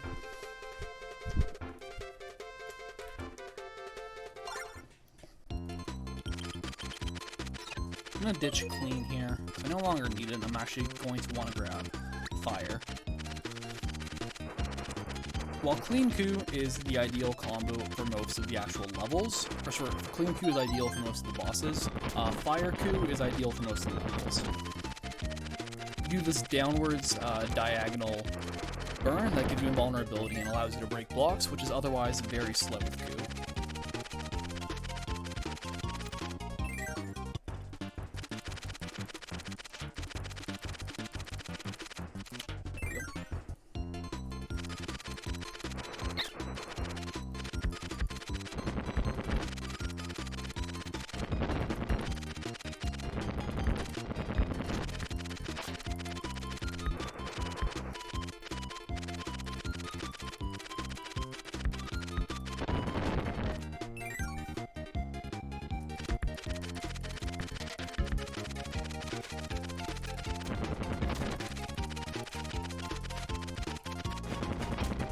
This room, you know, it's a tunnel and it's very narrow, so I'm trying to stick towards the ceiling at times and, you know, hugging the corners when I can so I can avoid enemies.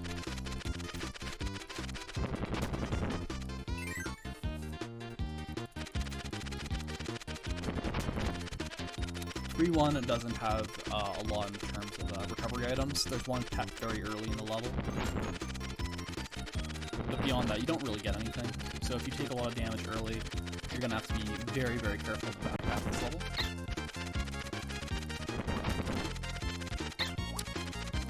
A few unnecessary hits towards there at the end.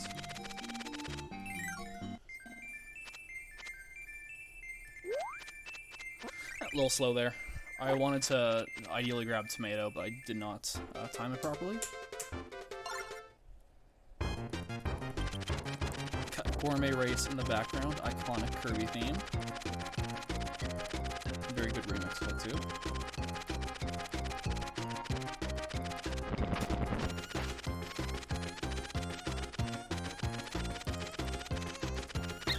Oops. 2 health there. There's a tomato towards the very back of this level, which I'll probably... Oops. Didn't want to do that. Pressing the wrong buttons here. There we go. So what I wanted to do was drop Gooey, just get a little health back, but in the process I accidentally dropped 2 and hit start by accident. So a little bit of a mismenuing by me.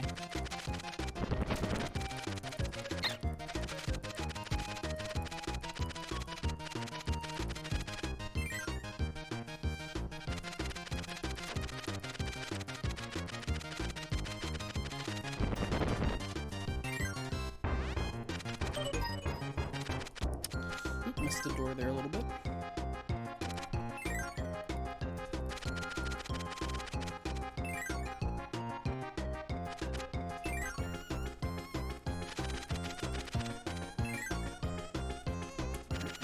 No, gotta break the blocks first.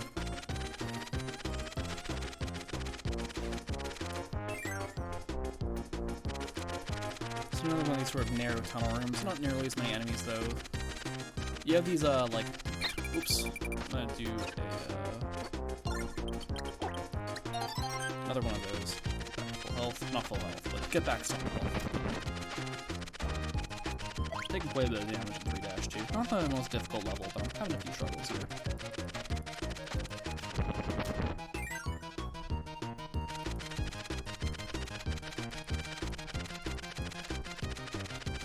So there is a healing item over here. This huts away in the water. You can use burning underwater, but it only works in very short intervals.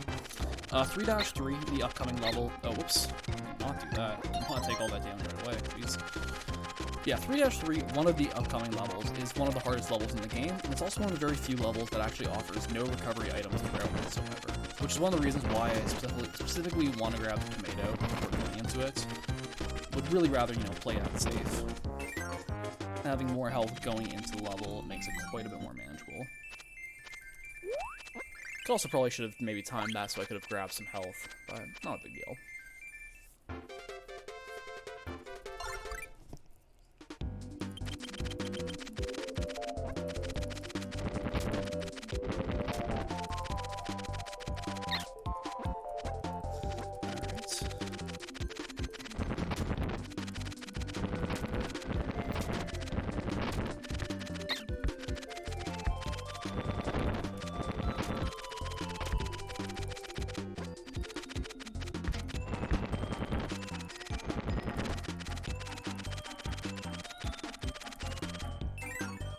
Got through that first room okay. These enemies in this room, you got a bunch of crabs, plus these things which come out of the walls in the background.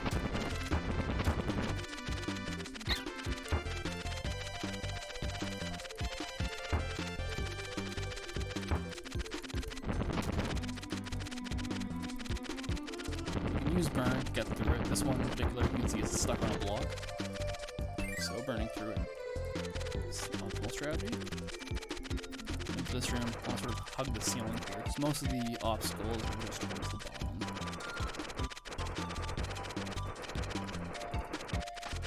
And this is a -3 level, so we got a minigame.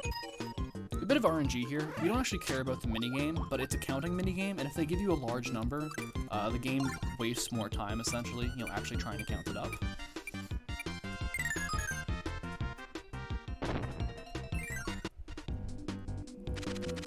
Actually, first let me grab both of those So I get back some health, and I re-inhale.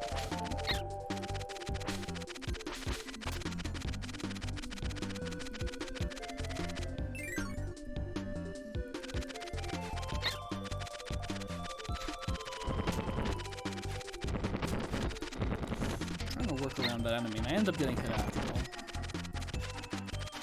See if I can play the rest of this room very carefully.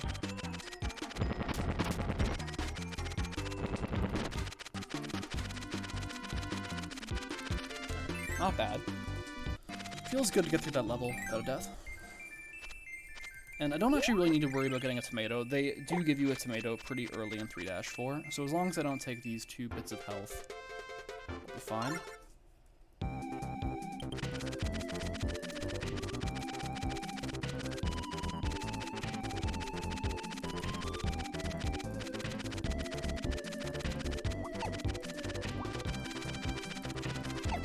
This first room is just going to be hugging the ceiling port until I get to the very end. I'm going to be over to the bottom corner. Oops. Hold down. Oops. The way that Q works in this game is you kind of almost hug the surfaces that you're touching. So in a case like this, I'm not actually even going up and down. I'm just holding to the right, and Q, you can see, is almost like sticking to the wall. You can definitely take advantage of that in a lot of cases. There are a few cases where if you're sticking to a wall, you're going to do something you might not want to do. This is an auto-scroller, but you can get to a door a bit quicker if you just mash a bunch here. Through the water. There we go.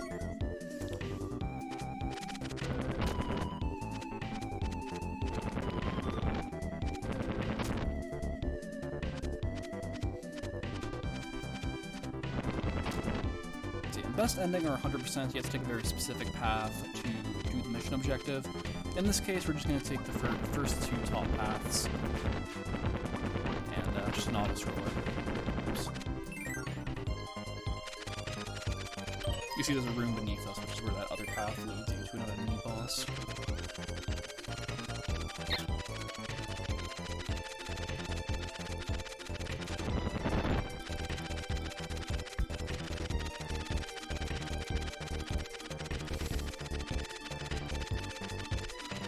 The Q Kirby hitbox in Kirby's Dream Land 3 is a lot more balanced than it is in Kirby's Dream Land 2.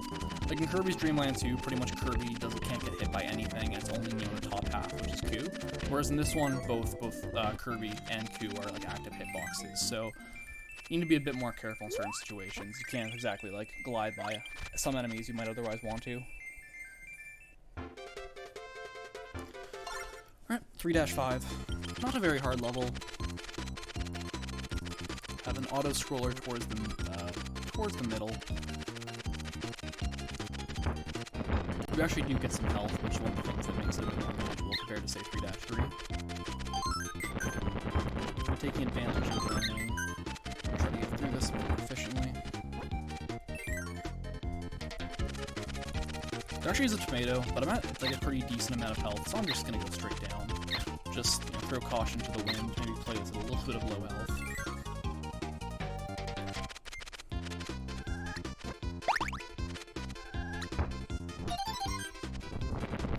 Grab burns, so I don't have to worry about losing in the last round.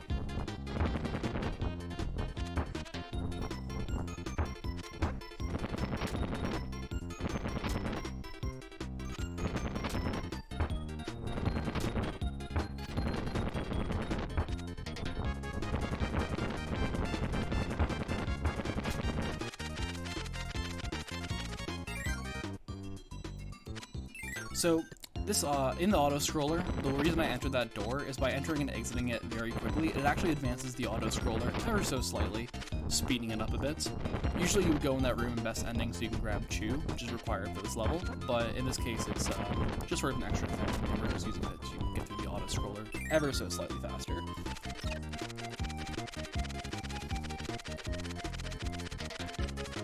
This game has a whole bunch of these blocks, which you can only break using certain abilities. In this case, it's Cutter. So kind of the game's way of showcasing this feature by forcing the game into this level. So although you've seen these blocks up until this point, you haven't actually had to use it. It's been sort of optional, pretty much. You'll be doing a lot of gooey drops here, because taking a lot of... I'm a very low health, and I can only get back 2 health at a time. So, you know, I get back my health, I take 2 hits, and then I immediately have to do it again. There's just so many enemies in this tight little room, and we are okay. I was a little bit nervous there. Taking a death would have been quite unfortunate.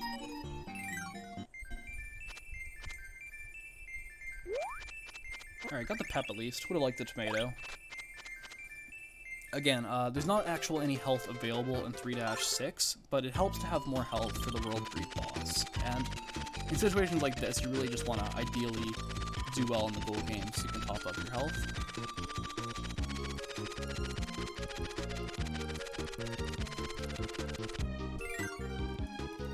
This level 3-6 is one of the longest and best ending. There's a whole bunch of extra missions you have to do, and it's one of the shortest in 90%, so you can just skip all of that.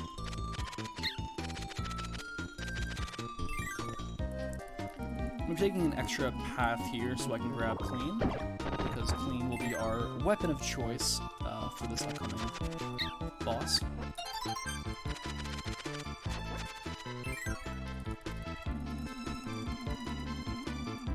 Slight bit of a sidetrack.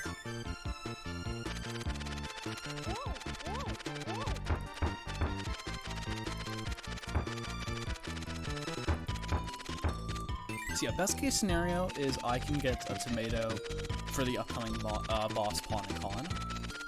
Otherwise, it might end up being kind of a bad situation, because trying to do that boss fight at 3 health is really asking yourself to have a bad time. Let's just say that.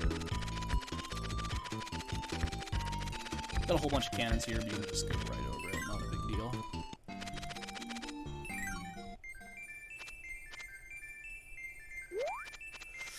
One off the tomato again. That's pretty unfortunate. Alright, I'm still gonna try doing this boss fight. I'm just gonna do it as safe as I can. Pretty much kind of like Ruff from Kirby's Dream Land 2, Pawn and Con are gonna just be moving back and forth across the stage.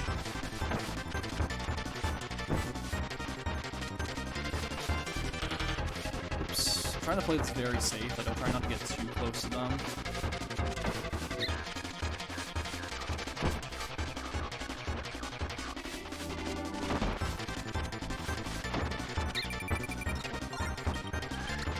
Doing a gooey drop there, pop my health back up.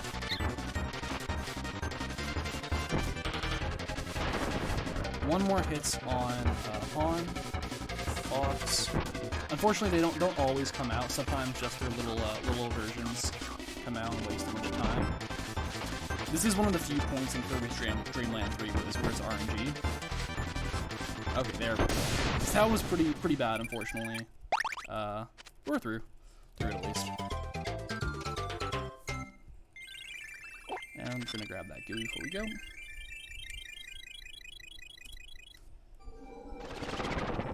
And we are on to World 4. So 2 more worlds to go.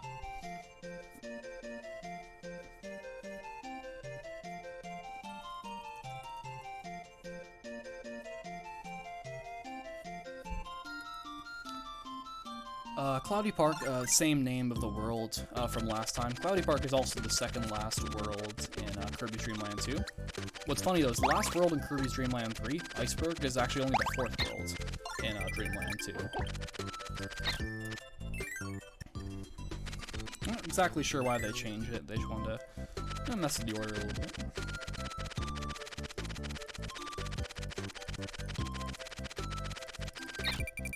Going to, unfortunately, I take a death there. I was trying to do a gooey drop to get back health, and when I was at 1 health, that arrow, the enemy with the arrow sniped me a little bit.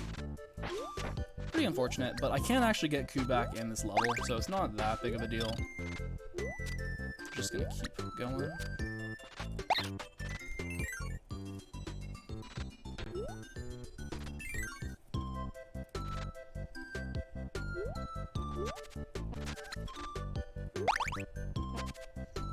I see some of this powerless movement, just running and jumping really. Unfortunately, can't really deal with these enemies very well because of the bones they throw. I'm taking quite a bit of damage as well. So I get Q towards the end of this level, but I will have to do some parts hits. Without my powers. I'm gonna grab this Galbro and as well as this pep. Oops. Oh, I'm gonna get crushed again. I'm gonna get crushed. Oh man. Okay. Yeah, that was. I should have seen that coming. I was a little slow there. All right, not very good by me. Not a very good 4-1 at all. But that's all right. There are definitely worse spots to take it down from there, honestly. Like if I got crushed and I had Q, maybe it would have been a bit more sad. But I don't even have Q, so we are doing fine. So you get this burning the same that it is in Kirby's Dream Land 2. Unfortunately, it's worse because it has like a cooldown to it, which greatly like chops down the range. So it's definitely not as strong as it is in terms of, or as it is in Kirby's Dream Land 2. Still use it in situations like this though. Still useful.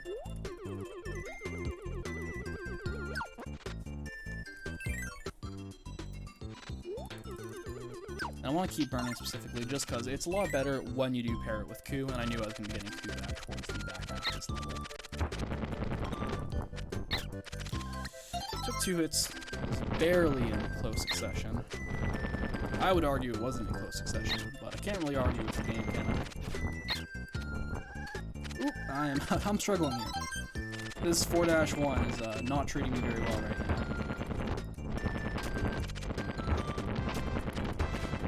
So yeah, a whole bunch of boulders there, so you're doing a whole bunch of alternating, burns and unburns. Then this final level, you got a bunch of clouds and some of these witches going through in the sky. I want to avoid them. I'm already at pretty low amount of health, and I'd rather stay as high up as I can.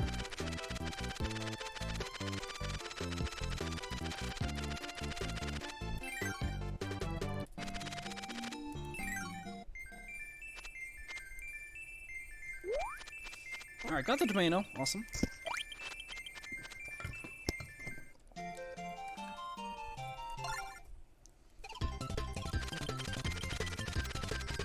So this level 4-2 is very, very simple.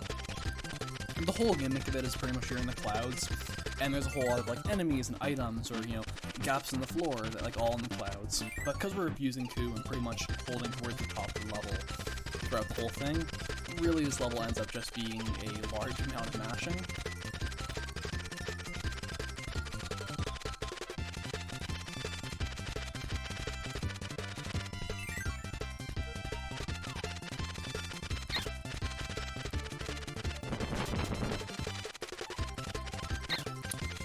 See, it always looks like I'm not going to hit those, like, I mean, they almost look like pterodactyls. It looks like I'm high enough or I'm not going to click them, and I just barely do.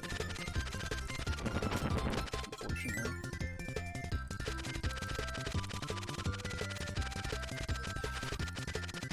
Yeah, just going to stick high up here. And just pretty much match as fast as I can. This caveman guarding the door.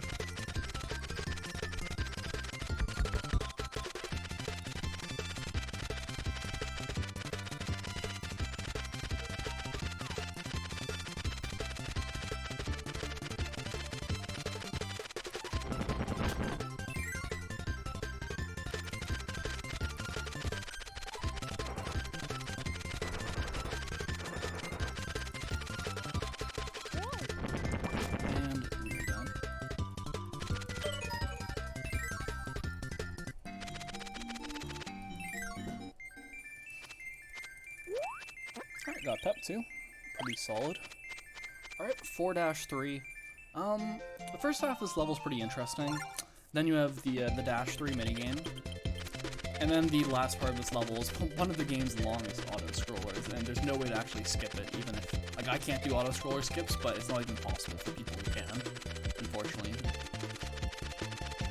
Auto-scroller skips in this game are only possible for rooms where you start in a regular room and essentially transitions into an auto-scroller. So any room where you start in an auto-scroller, you can't actually perform an auto-scroller skip, just due to the way they work. So you can mash a whole bunch underwater with Q and actually go fast, unlike KDL2, but this mashing is not very fun to do, unfortunately. You have to mash very hard to go still pretty slow, relatively. happen to be avoiding these cannons here, it's actually faster to just stick outside of them.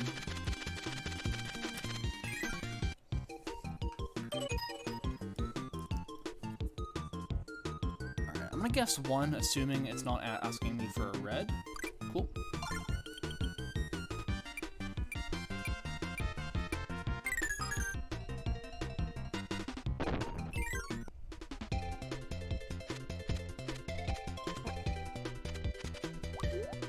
Whoops, I did not want to drop Q there.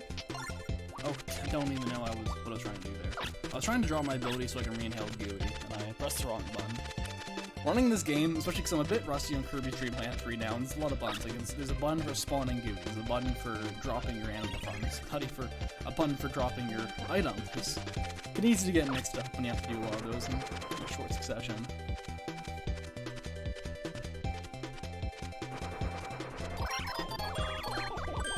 There goes Gooey. Rip.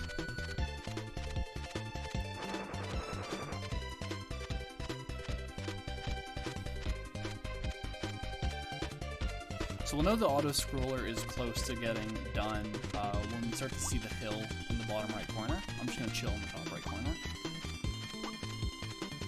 Yeah, you can start to see the hill. So once we get a bit closer, there it is. It's actually a little bit late there. Could have moved down a bit earlier.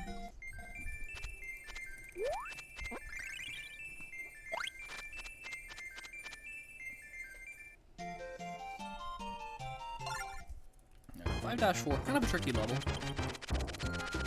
A lot of enemies in like tight corners. There's also a mini boss, which I am not even joking when I say this. If you do it powerless, it takes close to 5 minutes, if not longer. If you essentially do this boss powerless, it is faster to reset the level, get back to the boss with a power, and beat the boss than it is just to do it powerless. Because it gives you almost no projectiles to work with, and it ends up being horrendously slow. So we need to make sure we keep a power with us at all times in this ability, or in this route, or in this level, specifically for that one mini boss. Which is good because you have quite a few options. I'm going to roll with Burning though, but it's still just the best. Wow, what a boss, honestly. It's pretty obscene. I don't know why they programmed it like that, because I feel like most people playing this game casually, you know, good chance you just don't have the power when you go into this room, and it just takes so long. It almost feels like you soft block yourself, but it's just because it's that slow.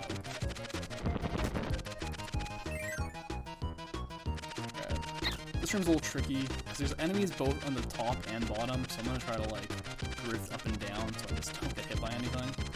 I could grab Clean specifically for the boss, but Burning works just as well, and Burning's going to be useful after the boss. First thing I'm going to do is I'm going to go to the right side and try to... Actually, no, I should have stayed on the left side.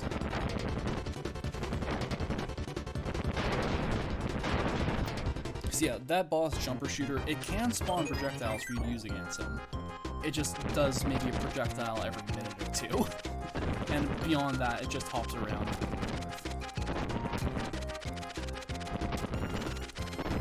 That's the most interesting part of this level. Just get through these rooms. There's really tiny enemies that almost look like tiny, like little balls of fluff that when you break them, break into 3 smaller balls of fluff. That sort of blend into the clouds, and they see them throughout the game. They can do some damage.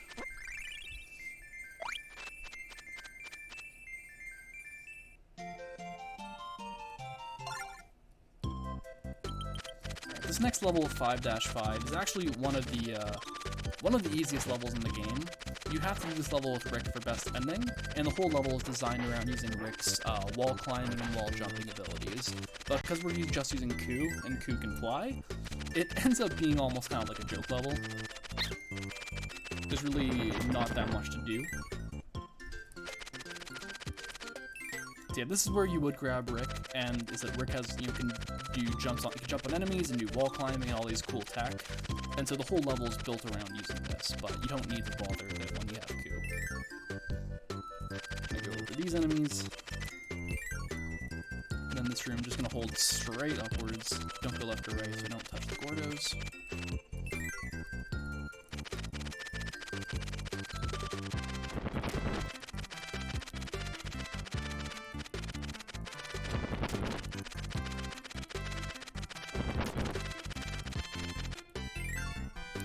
it would be really, really helpful for me to get like a tomato here. Awesome. That's very, very good. You can take a lot of damage in the next level. Oops, didn't actually want to split there right away.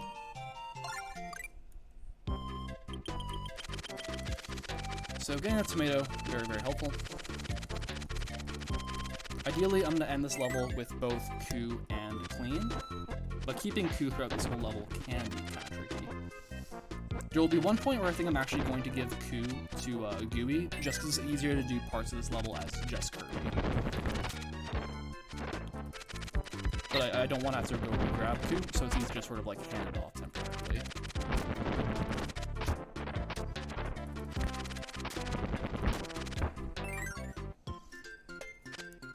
Gotta go down here. So in these rooms, you just sort of have to wait for the enemy to shoot those things. Gotta bait him over here. And I specifically have to break 2 blocks at a time, so you're gonna see that I aim toward like the middle.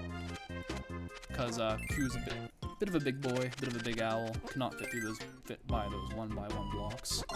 Okay. Yeah, I'm gonna give that to Q to Gooey there, and I'm just gonna have Kirby do this with burning.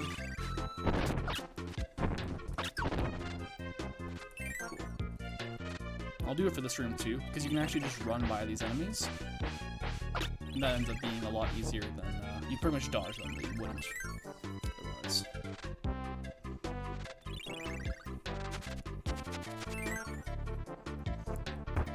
Then, oops.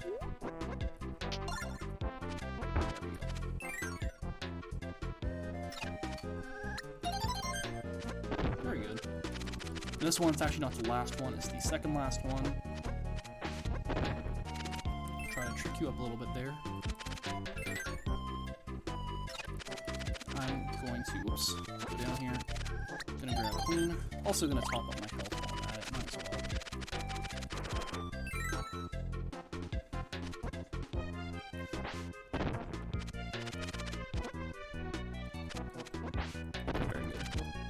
And the last room is the same as the first room, but now all these things in the background actually come to life and attack you.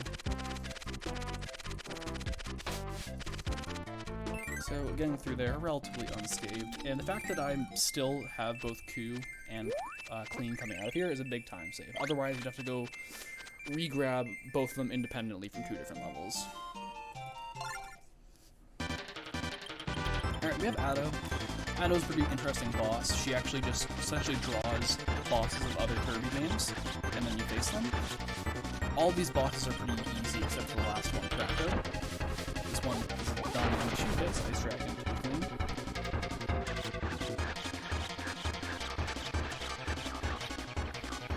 This one's Sweet Stuff from Kirby Dream Land 2. I'm gonna bounce around, so I actually have to move around to make sure I get this.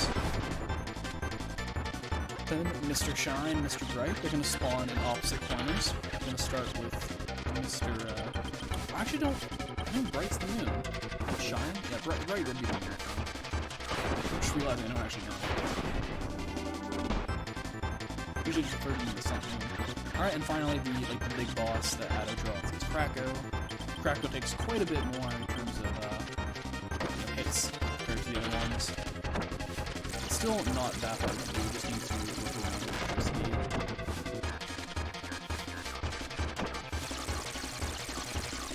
And then finally Addo comes at you herself, but she only has 1 HP, so she goes down. And that is Cloudy Park. So we only have 1 more world, Iceberg, and we'll be done the whole trilogy.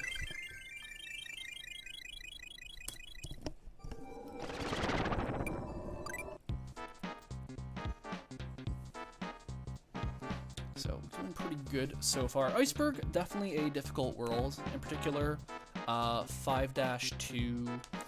Not really 5-2, I'd say 5-1, 5-4, 5, and 6 are all pretty tough.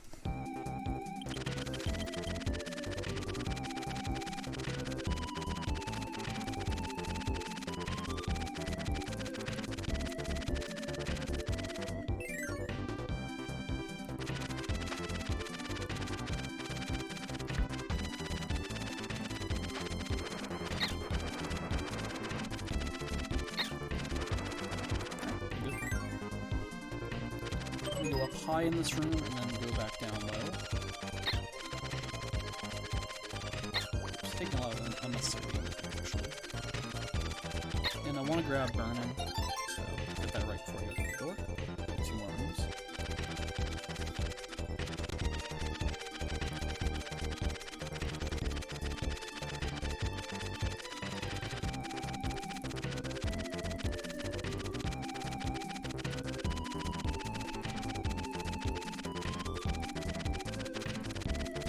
In this final room, you have some wind pushing you backwards, so you just need to be a bit careful. These bats can be kind of annoying. They can grab you and sort of suck away at you, keep you in place for a little bit. Alright, it'd be helpful if I got like a tomato or something here.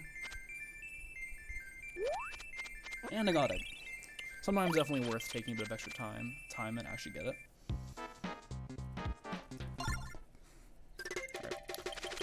5-2 is a pretty simple level. You've got a very long auto-scroller at the end, or the beginning, and also like a shorter auto-scroller at the end. This first room, I'm pretty much hugging the top for most of it, then I'll descend to actually reach the door.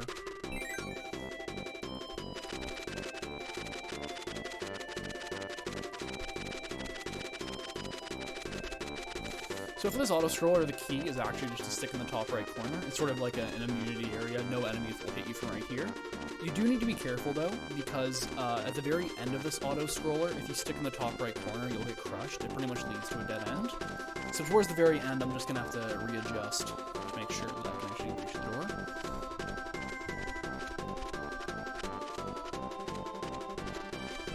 Wait a bit longer. Once the thing gets a little bit closer towards me. Okay. Might take a hit going down here, but I want to be safe, so.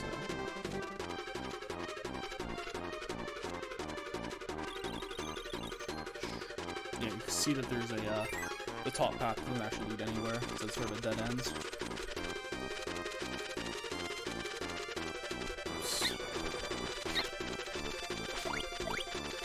Do you want to grab fire off of one of these enemies before I exit this level, at least this room? Taking quite a bit of a beating right now. Oops. There we go.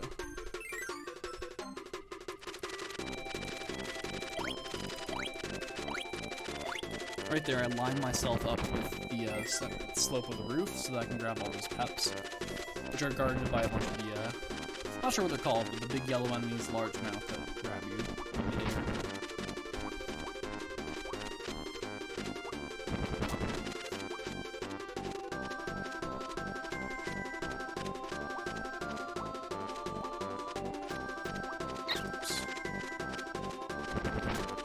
There's gonna be 3 snowmen, and the door is right after that. 1, 2, 3. Also, Samus are on. You actually knock out some Metroids as the mission for this level. It's kind of a crossover, pretty funny. You also get Rob in Kirby's Dream Land 3 in another mission, so a couple of Nintendo cameos throughout.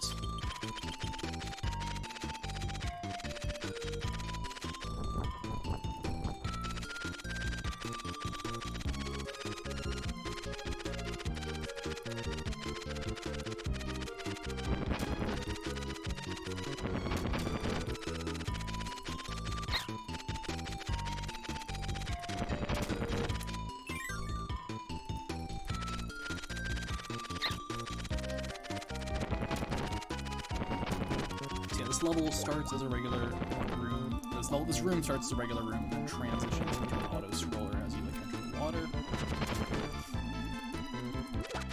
This is a -3 level, so we'll have a mini game at some point. It's a sound mini game, but again, we're just going to intentionally get it wrong, so we can skip it.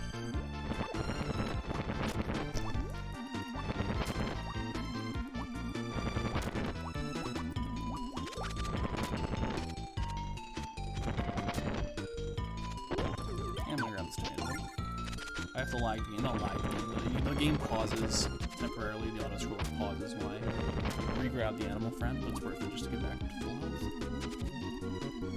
This auto-scroller is fairly long, so you get through that part and then you can kind of just hug the ceiling for the remaining bits.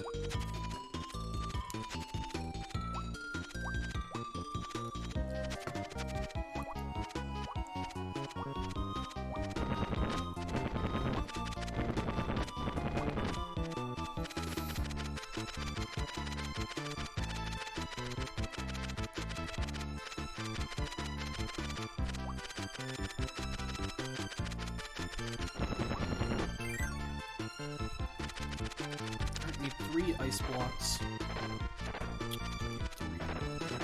Need to be in the right spots. So you can go down here. There you go.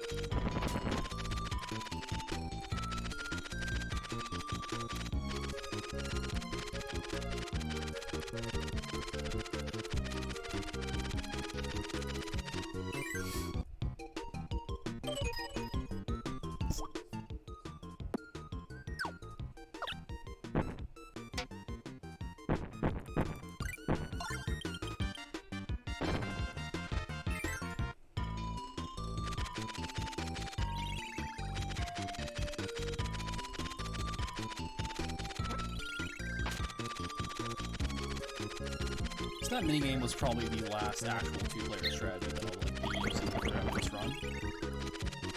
There aren't that really many that you can do back after this run anyways. And that was the last minigame.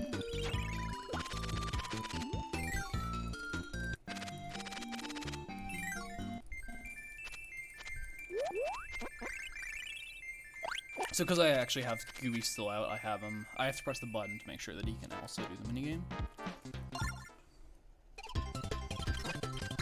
I'm gonna actually get rid of Gooey there because I don't want Gooey floating around, especially for one of these rooms coming up. I think if Gooey's out, it can mess up some of the enemy AI and make them do something I don't want them to do. So just going to inhale him real quick, even though I don't even really need the health.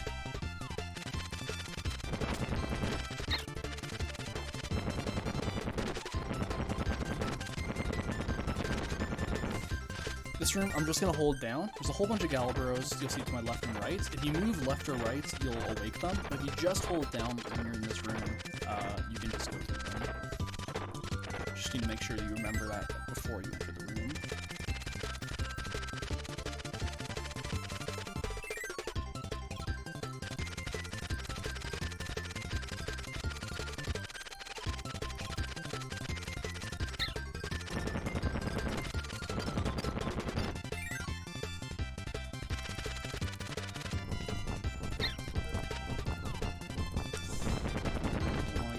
Snowballs.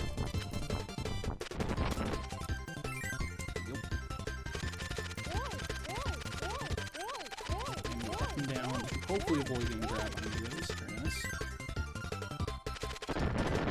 So this scenario where they force you to grab ice, very similar to that in Trilogy. In this case, we already have fire ahead of time to break the ice. But otherwise, there's a room, a side room, where you can grab it.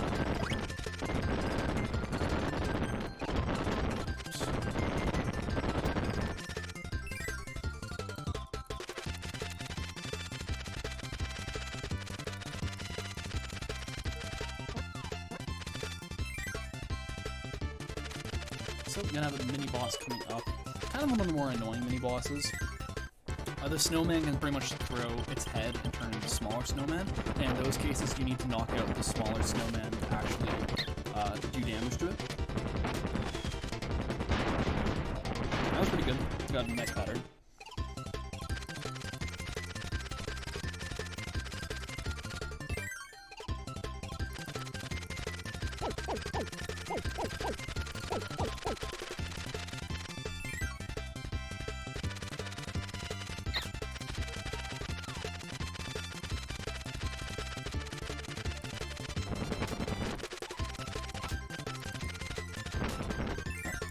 Pretty solid. A little bit of unnecessary damage at the end. So now we have one of, I think it actually is the longest level in the game coming up, 5-5.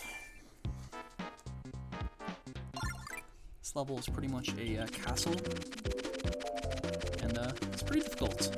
There's a whole bunch of rooms and memorization of the rooms. It's like one of the most important parts of this level, but it comes with playing it a lot, really. If I do lose Q, I can get Q partway through. Although this is actually the last level we'll be using Q. We will be finishing this run with the Chew for the boss rush that is 5-6, as well as the final boss of King AD.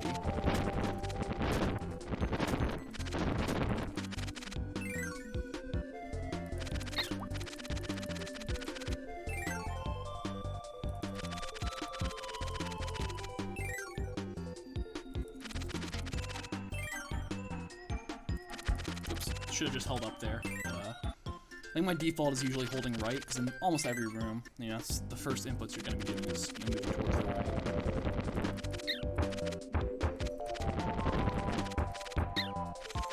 Be careful here, trying to burn through these bricks.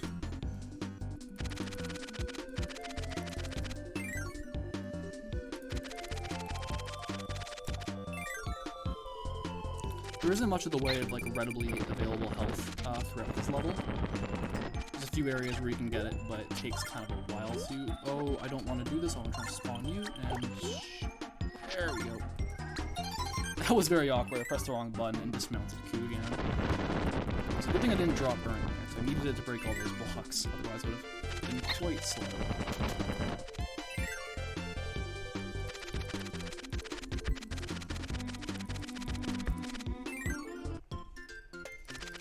So that's the room where you can grab Coup with Kine.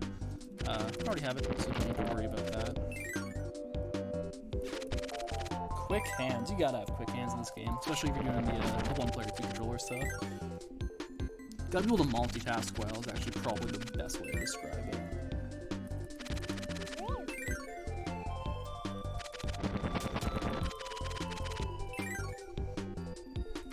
Got a fake Kirby sighting right there.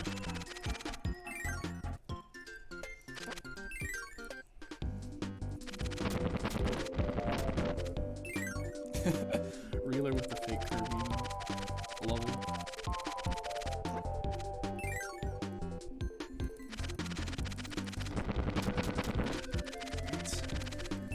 Just passing the 2-hour mark now.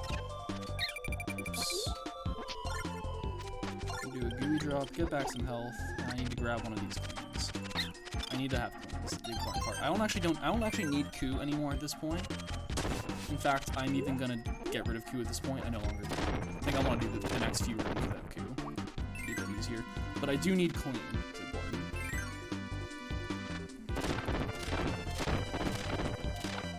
It's a lot easier to do.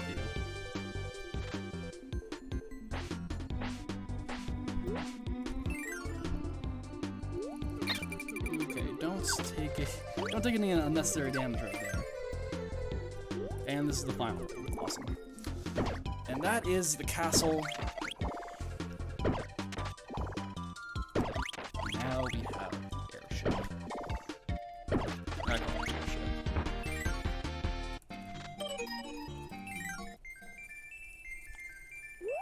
So I don't need to actually get health there. I can get a tomato. 5-6, the level coming up, and the final regular level is pretty much a boss rush.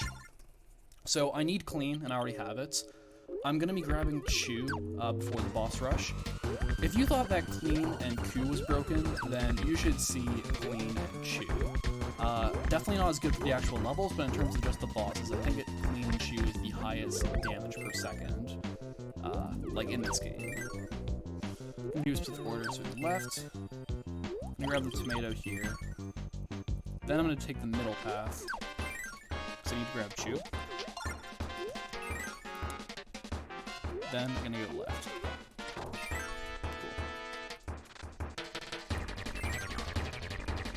Cool. Oops, wrong way. Yeah, so pretty much the base end of the broom that I spawn with Chew is the actual hurt box, or I guess hit box of my attack. And so I need to essentially get up close, do a turnaround, and this hitbox can absolutely nuke enemies.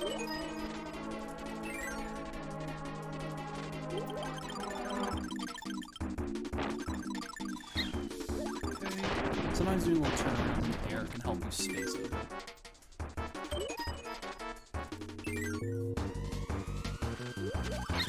This one room, which is just a bunch of enemies. I'm gonna play a bit safe and grab his health.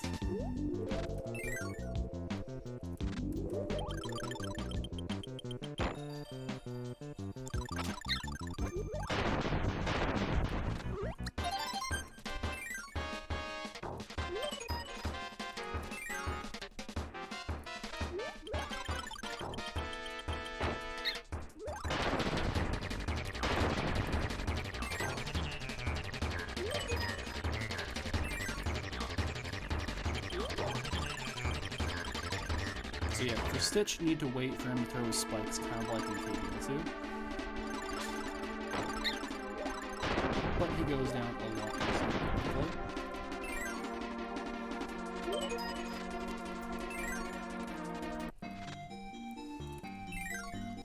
And we are on to the final boss, King DDD.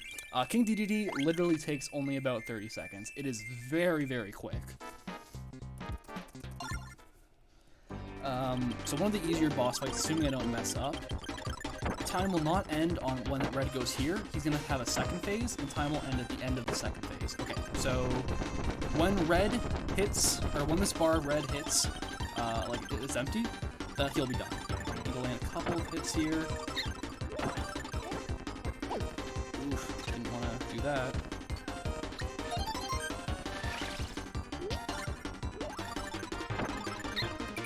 I'm one hit away from dying, and that's time. Alrighty. 108.42 for Kirby's Dream Land 3, which I think is like a couple of seconds behind my personal best, and a 204.21. That's world record by 6 minutes, or technically not world record, because Dark Ryulu has the world record of a sub 2, but at least SRC world record by 6 minutes.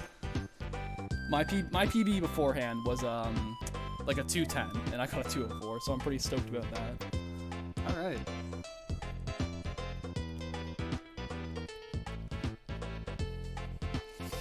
Well, thank you for watching, everyone. Got more runs coming up for TACOthon too, but definitely enjoyed doing this trilogy of speedruns. Had a lot of fun doing it, and hope you all enjoyed watching. And yeah, I also want to thank the great Todd Man for, of course, organizing this event and accepting my invitation to join, getting to play. Really appreciate that.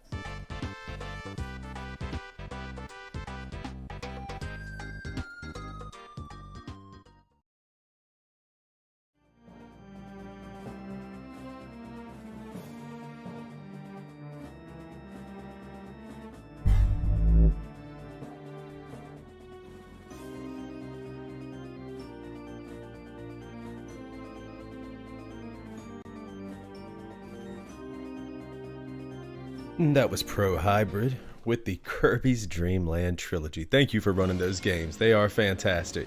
At KDL1 is always going to be the best, but you know what? The other two are pretty darn good also.